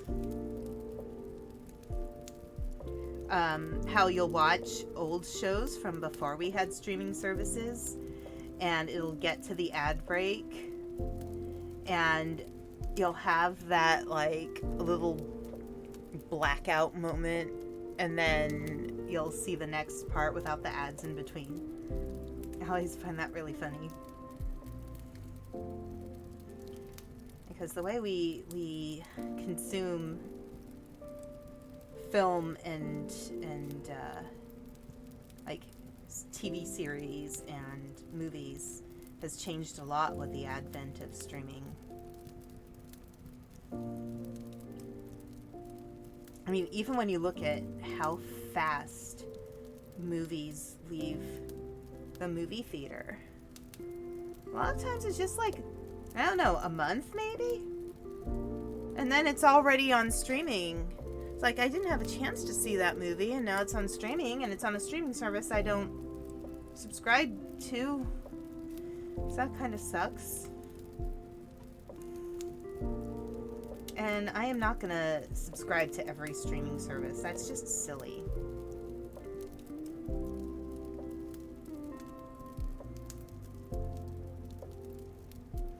I actually had to unsubscribe to a couple of services because I was looking at how many streaming services I had.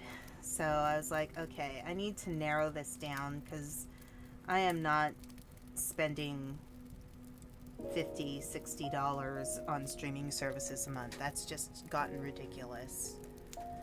So I pared it down. I think, what do I have right now? I have Netflix. Yeah. And Amazon Prime. And then everything else is just, I watch things on YouTube for free, or I watch Twitch streams, and, occasionally I'll get, somebody will gift me a sub, and I'll use my Prime sub for people sometimes, and, it's nice.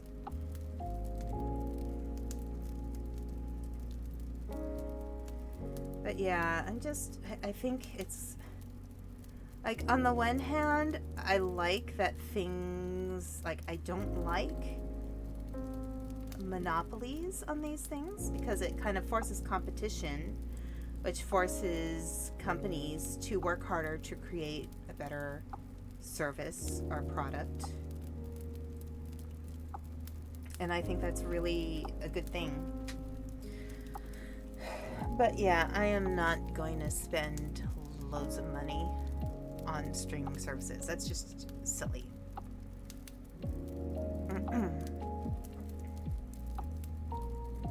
Okay, I think the only streaming service I have is Paramount Plus, but I have monthly subscriptions to a couple of Twitch streamers. I have YouTube Premium and some Patreon pledges.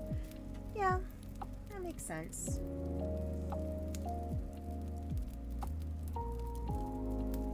Yeah, I try to be really careful about subs on Twitch and YouTube, because it can be very easy to just kind of accidentally just end up with a lot of pledges, and you can end up spending a few $100s unsubscribing.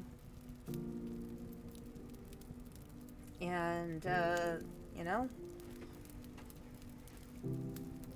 but yeah, I think I have one Patreon that I pay to subscribe to. And then, what else is there? So yeah, Amazon Prime, because I live in the middle of nowhere and sometimes there are things that I need to buy that I can't get anywhere near where I live. So sometimes I have to, and I know I'm holding off on ordering anything from Amazon right now after all the whatchamacallits. I don't want to cross the picket line. I waited until I got my current orders. I'm just gonna wait. Like, thank you, Bezos, for making things easy for us as consumers. But if you took one of your it would take less. Like, you wouldn't lose being a billionaire by spending a little more money to help your delivery drivers have an easier time. I mean, it's not a big sacrifice.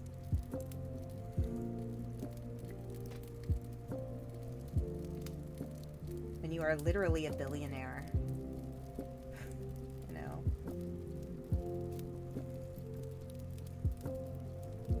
I don't know. I just find being a billionaire very bizarre.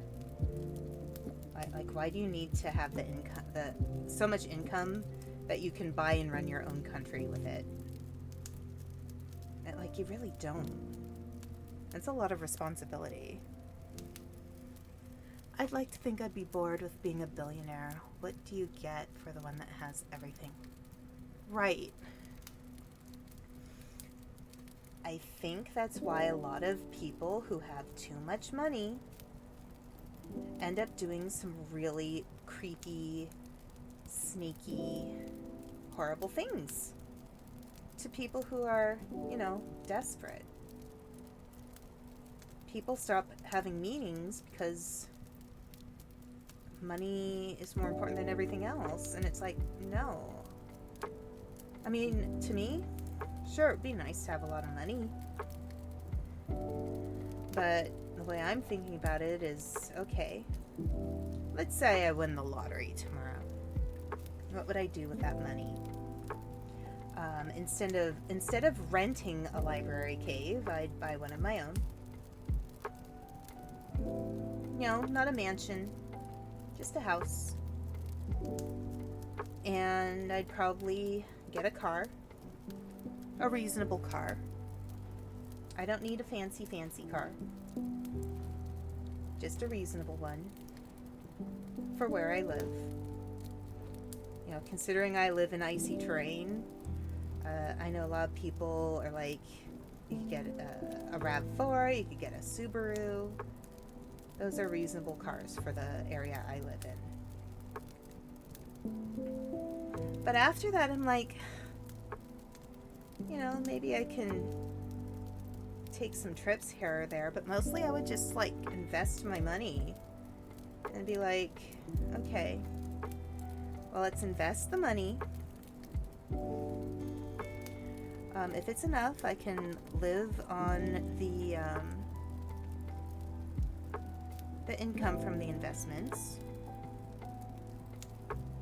And every month I can make some kind of cool donation to a cause I believe in. That's actually kind of something I want to do here. Like, if I get to the moment where I have a lot of subscribers and I'm making a lot of money on this, I would want to do a monthly donation, and I'd want my viewers to help me choose what to donate to every month. I think that'd be really cool. I think it's a good way to build community, and I think it's a good way to, like, let me put it this way. A lot of people say that the viewers reflect the streamer. And I want my streamers, or my viewers, to be the kind of people who think about their impact on the world and their impact on each other. I want my viewers to be creative people, kind people, thoughtful people. And I want to have streamers who care about things like, cool organizations to donate money to because they do important things, like Doctors Without Borders or Heifer International, or stuff like that. I think it is a good thing to be kind. And I will say this many times. I will say this over and over again. Kindness is underrated. Kindness is so important. And you don't look cool by being mean to people. So, yeah. Alright, so Panda just said, Ken Olsen, who founded Digital Equipment Corporation, was known for a frugal lifestyle and looking after his employees, despite being the CEO of what was the second biggest computer company in the world in the 1970s and 80s. Yeah, exactly. Exactly. I don't need to, I think aside from travel, I think that would be the only luxury, I guess, I'd really want. I like living pretty simply. And I guess I'm kind of used to it. I'm not somebody who just randomly has a lot of cash hanging around. But, like, even for, like, huge streamers who make lots of money, like, if you think about Iron Mouse, for example, look what she does with that money. You know, like her huge subathon where she broke that record. Half of that money was going to charity. And with the money that was left, look at how often she hires artists to make her new models. She gives work to artists. She gets to be a Medici, essentially, if you know what I'm talking about. The Medici family in Renaissance Italy, who they were so wealthy that they pretty much just hired artists to create art. And I love that. So many artists are so undervalued in their own times, and they deserve to be paid for the beautiful things they create. You know, and I'm not just talking about, like, you know, visual artists. You know, I'm talking about not just, you know, people who do book covers or make VTuber models. I'm also thinking about, you know, sculptors and writers. Now, given we do live in a world where there are actors who get paid a lot of money, but I can tell you this, having spent a lot of time around actors, not a lot of them make a lot of money. Most of them struggle a lot and have to take on second jobs in order to survive. So, yeah, if you make it, you make a lot of money. But if you don't, you're going to be struggling. And a lot of them usually end up taking other jobs or going back to school and having a career in something else, like finance, you know. But musicians, you know, the people who create art are the ones who enrich our lives. You know, they're the ones who make life worth living, I feel. Like, maybe it seems impractical, but I think art is so important. It's just, go to a museum and it's like you're just surrounded by beauty, and it's wonderful to see all that. So yeah, anyway, yeah, so if I won the lottery, won a few $1 million, I'd buy a house, you know, a nice enough house. I wouldn't go overboard, but it'd be nice to have a house that has a few extra rooms that I could set up as like a artist's retreat for my artist and writer friends, so they can come visit and just have a nice quiet place to chill and do art.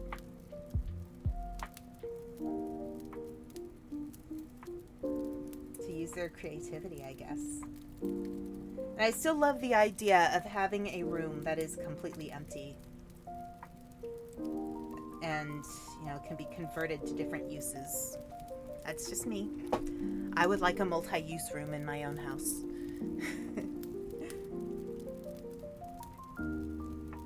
Okay, there is an ad break coming up soon. I will probably just continue crocheting through the ad break.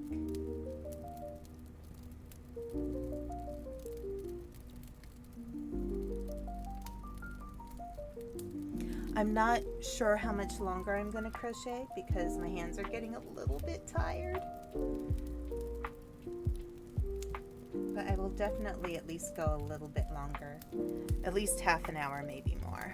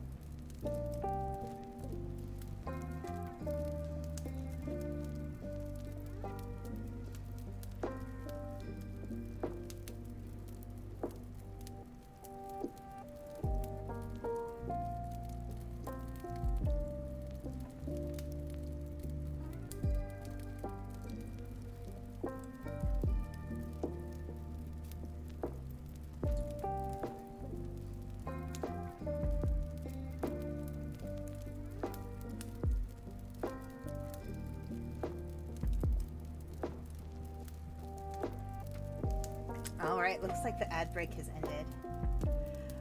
So one thing I was thinking about a few things. Oh, ad report. Nature's Way multivitamins. What's Panoxyl? Decia Magically Gathering, A2 Protein, NutriBullet, Primal Pet Foods, Honda, State Farm, and Square. Gosh, that seems random. Interesting. Magic the Gathering ad. I think that's interesting. That is probably the only one I'd be really interested out of all that. Although I've owned a NutriBullet. I made homemade pesto once with a NutriBullet and destroyed the NutriBullet by accident. I guess it was just too thick. Or it was the pesto, or was it homemade hummus? It might have been homemade hummus. I think homemade hummus, like, it's better to use a food processor. So one of the things I was thinking about, like, okay, I am wearing gloves. I'm going to tell you why I wear gloves for streams. It is not an immersion break thing for me. I don't care. Like, that's my skin. I am almost as white as these gloves. I am that pale. Literally that pale. The reason is I have an identifiable scar on one of my hands. So for privacy's sake, that's why I wear gloves. Plus my model is wearing gloves too, so why not? But I'm not ashamed of that scar, I'm gonna tell you. There's a whole story about that scar. So, you know, when we're teenagers, we have our insecurities, and sometimes we buy into ideas of beauty that are based on what gets advertised to us. Speaking of ads. And we don't always recognize our own beauty because we think we have to look a certain way, that we have to be perfect. So one day there was a full-size mirror in my house and it was leaning against the wall, and I wasn't leaning against it super hard, but I was looking at myself in that mirror, that full-size mirror, and just hating my appearance. I was just looking at myself and I was like, why am I not prettier? You know, I was a bit of an awkward teenager. My hair was frizzy, you know, I wore glasses. I was pretty nerdy looking. But we're all awkward when we're teenagers, so seriously, we need to be kinder to ourselves. But anyway, I was looking in that mirror, and I was looking at myself and being hard on myself, and then all of a sudden that mirror, snap, it broke right over my hand, and it scraped me, and I ended up with a scar on the back of my hand. Now, that was a while ago, so the scar's pretty light colored. You don't really notice it. It's not bright red or anything. It's the same color as the rest of my skin. But when I look at that scar now, I don't look at it in anger or regret. I look at it with joy, because that happening was so off the wall and weird that I realized I needed to be kinder to myself. That I was hurting myself, literally. I hurt myself physically because I was being too hard on myself about my appearance. And I learned since then to look for the parts of me that I think are beautiful. And I'm talking about inside and outside. And in some ways, I think I'm actually better looking now. Not because of any major changes, but because I feel good about who I am. And I think when we feel good about who we are, it does show. It shows physically. It shows in how we talk to people and treat them. And I like who I am. And I am not going to let anybody tell me that I'm not good enough. And nobody should be telling you you're not good enough either. You. Yeah, you. You're good enough. Damn it. You are good enough. I actually responded to a post on Twitter recently. Although I'm not really on there as much. I like Blue Sky better. I think Twitter just feels so angry now compared to Blue Sky. But somebody posted that they felt like they weren't good enough. And this is somebody who, honestly, I think they are good enough. So what I said is, we should always strive to be better people. There's nothing bad about striving to be better. But at the base of who we are, at the core of who we are, we're all good enough. We are all good enough. Every single person is good enough.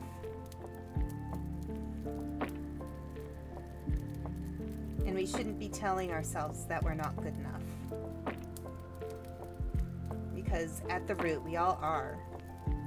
We just need to stop comparing ourselves to all these expectations society has of us.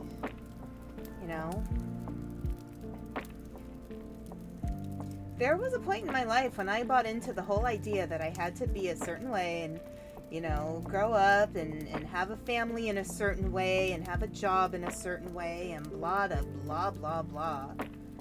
And I ended up not doing those things that I thought I was supposed to do. And I'm so happy for it. I have lived in another country. I have seen museums in so many different places. I have gotten to know so many cool and amazing people who I'm so grateful to have in my life. Yeah. And Panda just said, same. I will not accept people telling me I'm not good enough anymore. That includes me. Exactly. I've always found that when I've wanted to make changes in my life for the better, I'm actually better at achieving them when I'm happy. And when I feel like I'm worthy of that change. That I deserve to change my life for the better. When people tell me I'm not good enough, I don't want to change for them. I mean, hell no. I'm too stubborn.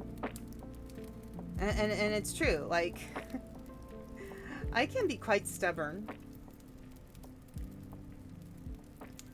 But I'm usually stubborn about very specific things.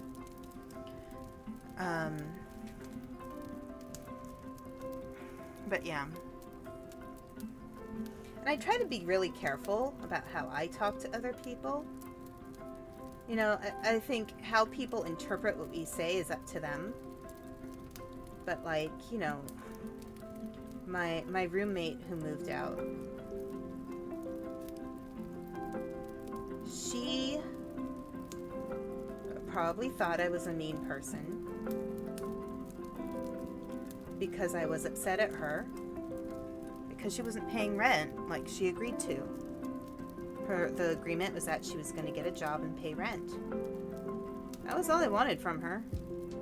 To be a responsible adult, get a job and pay rent. In the 7 months she was here, she didn't pay rent, and it was causing me a lot of stress. But because she comes from a mental place, or she assumes people are out to get her, she thought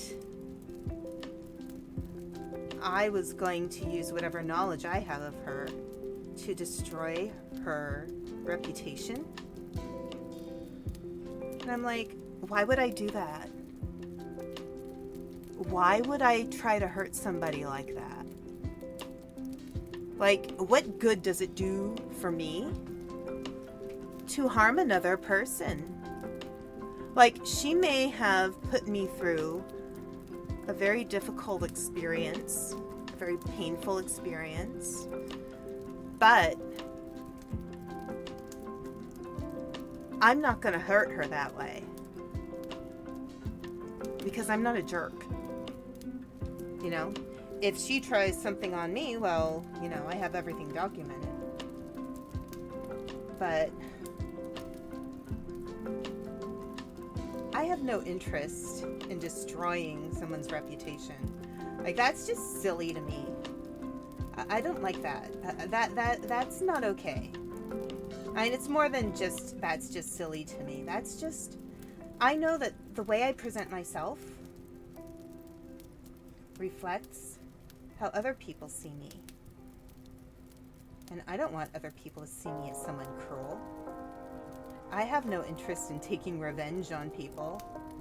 Like, what even is that? I don't think it's healthy to get so caught up in revenge that it takes over your life.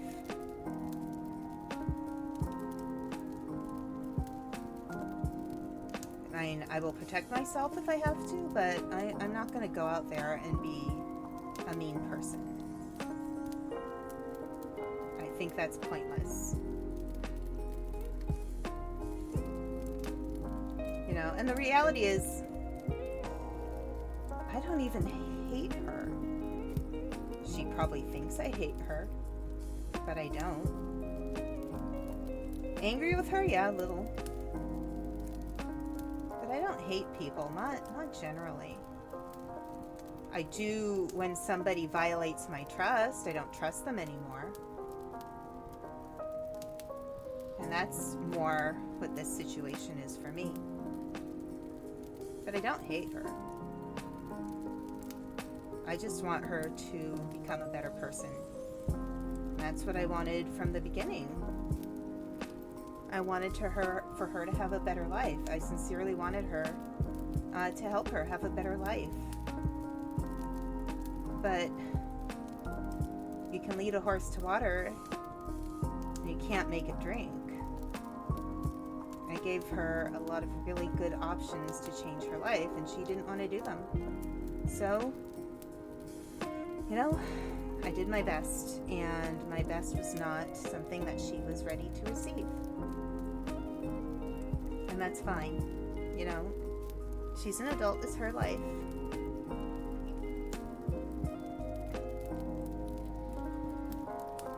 She has to make choices that work for her. And she has to learn what works for her. So, yeah, I am not the kind to be petty. Not usually. Sometimes, like, I'll be petty if it's not a really serious situation. But, you know, because I'm still a person, like, you know, I'm imperfect. But, you know, I just, we need to stop being so negative and assuming the worst of everybody.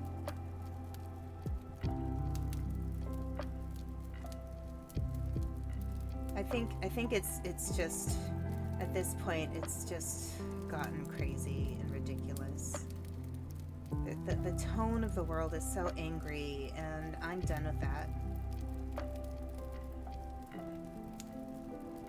I want to change that tone. I want the world to feel like a good place to be. And I think our attitude has a lot to do with that. We choose if we want to be angry people. Whether we realize it or not. We're making that choice.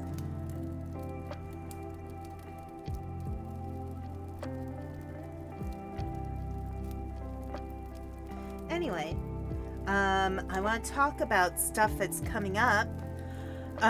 So I know I mentioned I had a surprise guest coming to visit me for New Year's, but he mentioned on his stream that he was coming to visit me, so I thought I'd be honest. So, or at least tell you. Not that I've been dishonest, I was just thinking maybe I should keep it a surprise, but I wasn't sure. So, my friend who's in chat, Panda, is coming to visit me. He lives close enough to me that he can actually come and visit me. And I'm really excited. So he's going to come to the library cave and hang out with me for a couple days. And I'm really excited about that. Because the area I live in, I feel kind of limited for friends. So it's nice to be able to have friends who can come visit. Because, you know, again, I'm in the middle of nowhere. Oh, hey, Giva, how are you doing? Thank you. You are incredibly cool too, Giva. I hope you're doing well. It's probably pretty late where you are, I think. Or the next morning, rather? Might actually be Christmas. Is it Christmas for you right now? Oh, okay. It's almost 8.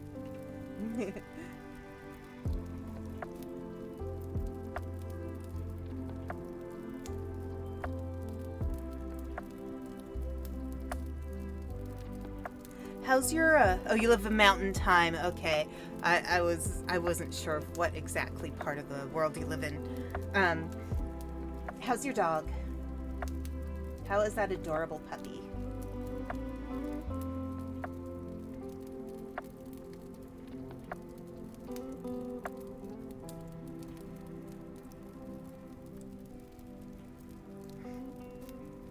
Ah, okay. It's okay, I visit Denmark frequently, so it's an easy mistake to make.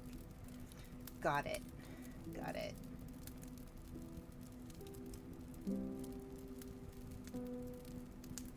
Denmark is definitely a place I'd like to see. It seems really pretty. Visiting Aspen has me looking past Christmas for the first time in my life.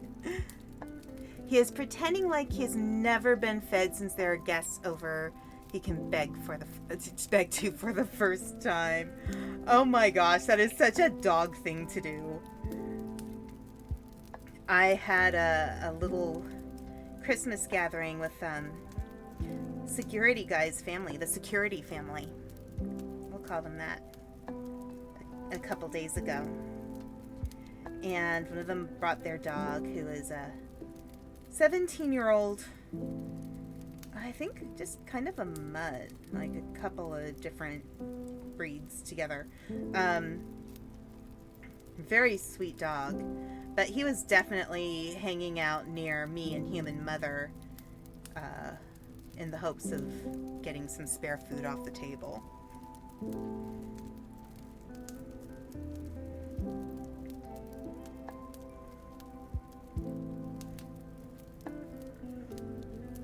But yeah, I love it when they go over to you and their like eyes are really big and they're trying to look really innocent.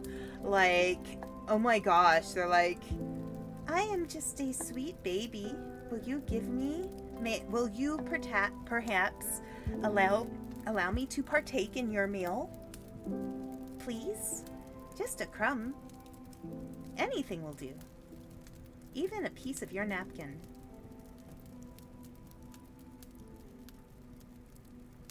Gosh, that's making me want to watch My Roommate is a Cat again. That is one of my favorite animes.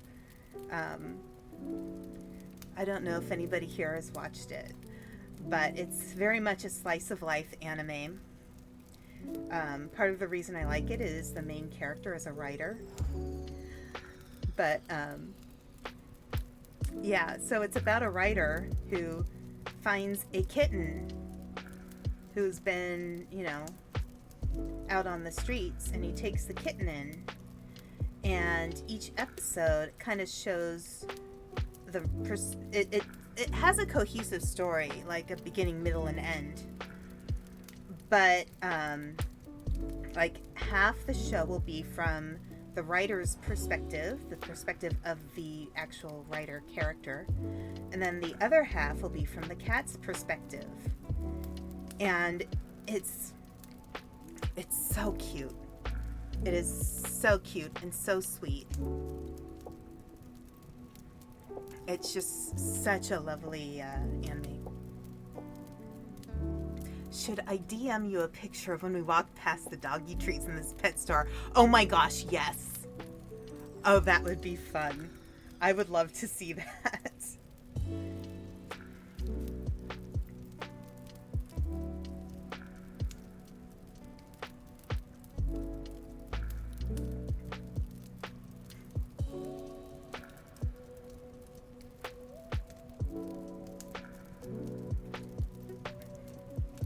I'm sorry, I know I keep moving back away from the camera. I'm just like getting comfortable. Try to think of other animes I really like. Barakamon, of course, is a classic. It's so good. I need to get Human Mother to watch that one with me because I think she'll really enjoy it. I like Mushishi. That's another favorite. But knowing me, I think it makes sense that that would be a favorite because I love folklore and fairy tales. And I love that it's very folklore feeling. What else? Mononoke. Mononoke, I think, is it's just a beautiful anime. And I love the kind of horror vibes to it, with it being a beautiful anime. I know there's a movie out on Netflix for Mononoke. There's a new movie for that series, and I definitely want to watch that within the next few days. Okay, sent it to the Twitter. Okay, let me take a look.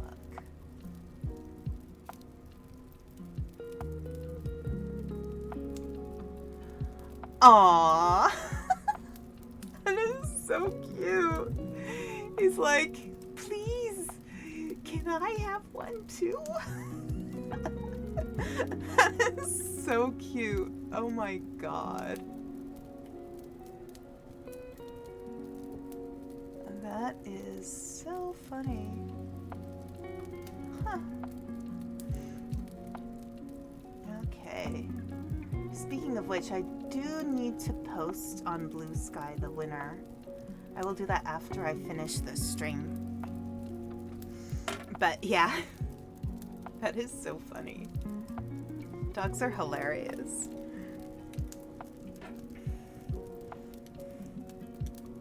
I mean, essentially they're like little kids. They see a toy they want in the store and they're like, please? Can I have it? Please? It's a toy. And I'm a kid. I want the toy. Right? Because I'm a kid and it's a toy and please?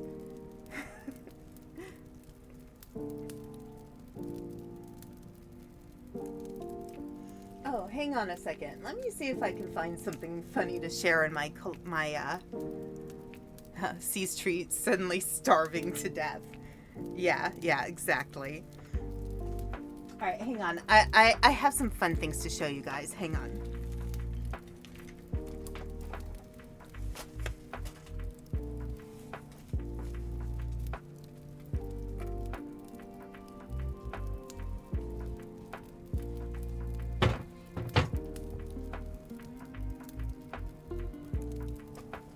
Okay.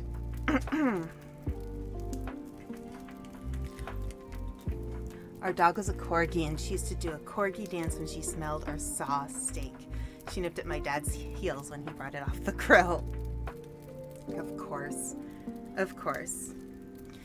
So I'm going to show you some fun things because my hands are getting tired. Anya Forger Nano Blocks. I got that recently. Oh, I got one of those lucky bags from Sugoi Mart, and it was Spy Family themed. So I got this. And I posted a picture of this on social media. But this, it's a sumo cat. It's a gotcha sumo cat box. So the one that I got, so if you look at the side, it says the different names for the cats in Japanese, and really small, like if you look really close, it'll say the name of the cat. So like this one over here, it's Foreigner. That's the one I have in this box.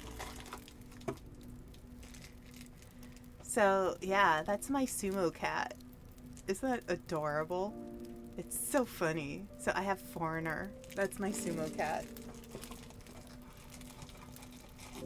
And I think there's like a whole little booklet that came with it. But I had to keep everything because it was just so hilarious. Like, I guess there's 1, 2, 3, 4, 5, 6, 7. There's 8 different cats. Yes, looks like a true professional sumo wrestler if the sumo wrestler was a cat. The guy in the middle, ooh. That cat, that sumo cat I would not want to go in the ring with. That is a badass. Okay, and there was something else. Oh yes, I want to show you what I have sitting on my desk. That also came in that Sugoi Mart Spy Family collection. It's Bond. I keep him on my desk. He looks at me every time I stream. So I may not have a dog or a cat, but I have Bond. I have a bond with Bond. He is my buddy. Let me see. Anything else weird or interesting I have? Oh. Let's see if I can find these. Okay. So, I'm going to see if they're in here. Yes. Okay. So, I don't know how much any of you have... Borf.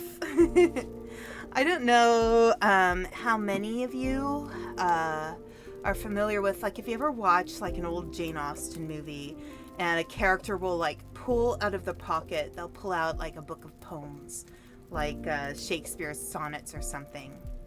I actually have a couple of antique books like that. So here is the first one. So it's like a little pocket book. It's about as big as my hand. And my hand, like, it's not small, but it's not big either. It's kind of medium-sized because I have long fingers. So this is The Vampire and Other Prose by Rudyard Kipling. So it's just a little book of poems. This one's in really good shape. Like, it hasn't been damaged too badly. It's probably a good thing I am wearing gloves while looking at it. But it has 7 different poems. Then I have another one. Now this one's more delicate. And it's a little bit damaged. But this one is Elizabeth Barrett Browning. It's called Sonnets from the Portuguese. Oh, cool. Your local university started doing bookbinding classes. Very cool. I've wanted to try that myself. So I'm going to be really careful with this one, though. But it has Yeah, there's a piece of the cover. There's an article in here. I'm not sure why. But, yeah, it has sonnets from the Portuguese by Elizabeth Barrett Browning. But yeah, I love these. I think they're so cool. So it's kind of neat to have some old classic books. And I'm going to share stuff like this because I love books. You know, it's just me.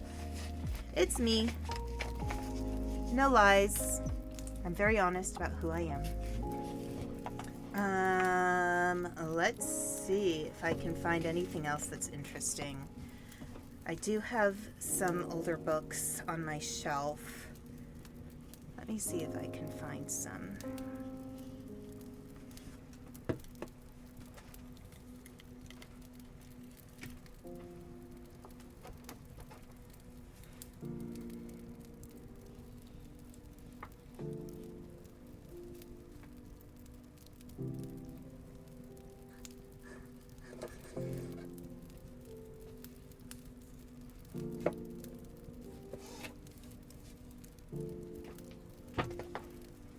Okay.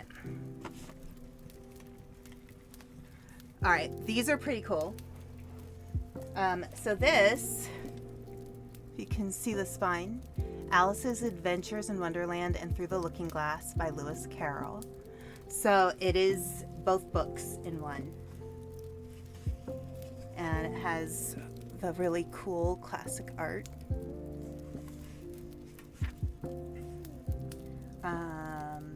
This was published in 1941.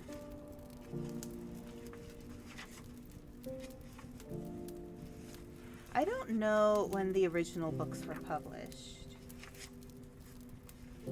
but this is back in the days when they would have a table of contents, and then sometimes they'll have like a book, like a log of where all the pictures are. But yeah, I love this. This copy is, I've read this a few times, I'll admit. I do my best to take good care of it.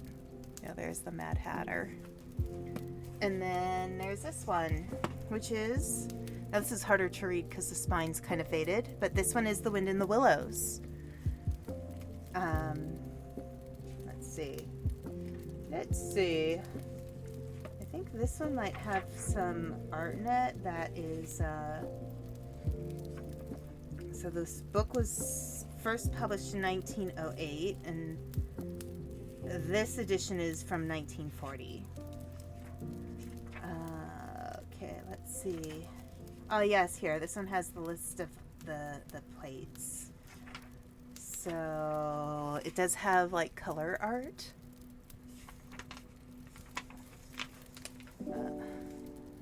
So I love this. I think it's gorgeous.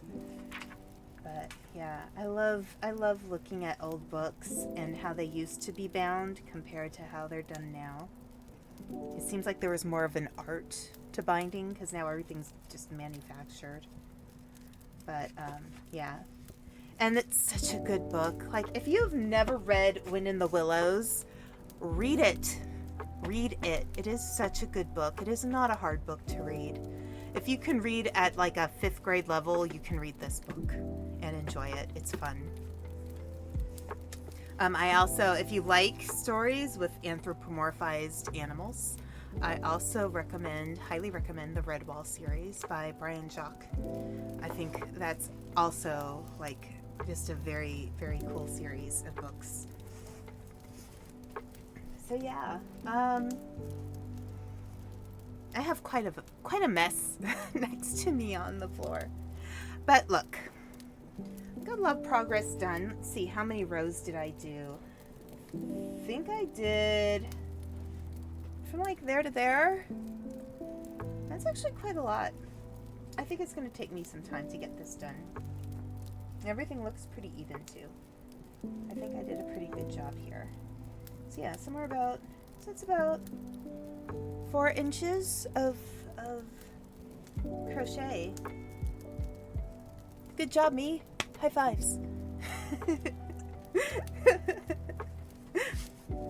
I did it! Yay, good team. Yeah. I think, it's 10 o'clock and it's a holiday, and I know people like to get up early on Christmas, so I think I am going to sign off for the night. Let me see if there's anybody streaming who I can send you to. Maybe we can find somebody doing something pretty relaxing and chill. Let's see.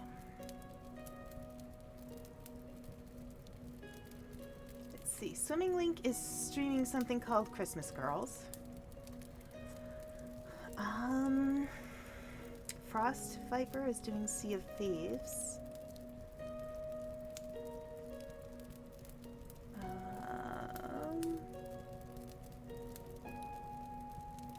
Caden, I don't know if you know Caden, but Caden is doing Trivial Pursuit. Caden used to work for Rooster Teeth and is a voice actor.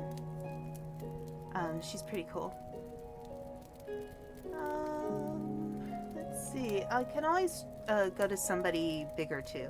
I just usually like to go to people who are, don't get as many viewers.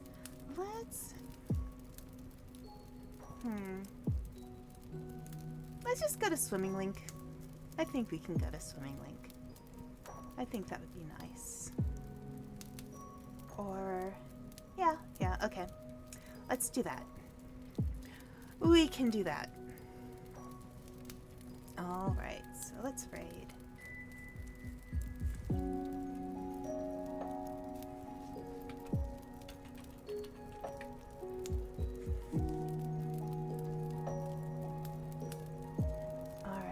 I'm gonna switch to the end screen. Have a lovely night, everybody. Goodbye. Have a wonderful Christmas. And Happy New Year. I will be streaming quite a lot this week. I will be doing some longer streams because I have time off from work. So, most of my streams will be starting at 2, and I'll just keep going until I decide not to. And I'm going to be working on getting all those VODs transferred to YouTube. So that will be ready soon as well. So let's raid Swimming Link. Have a wonderful Christmas. And I'm going to switch to the end screen. Bye. Love you. Love you guys. Bye.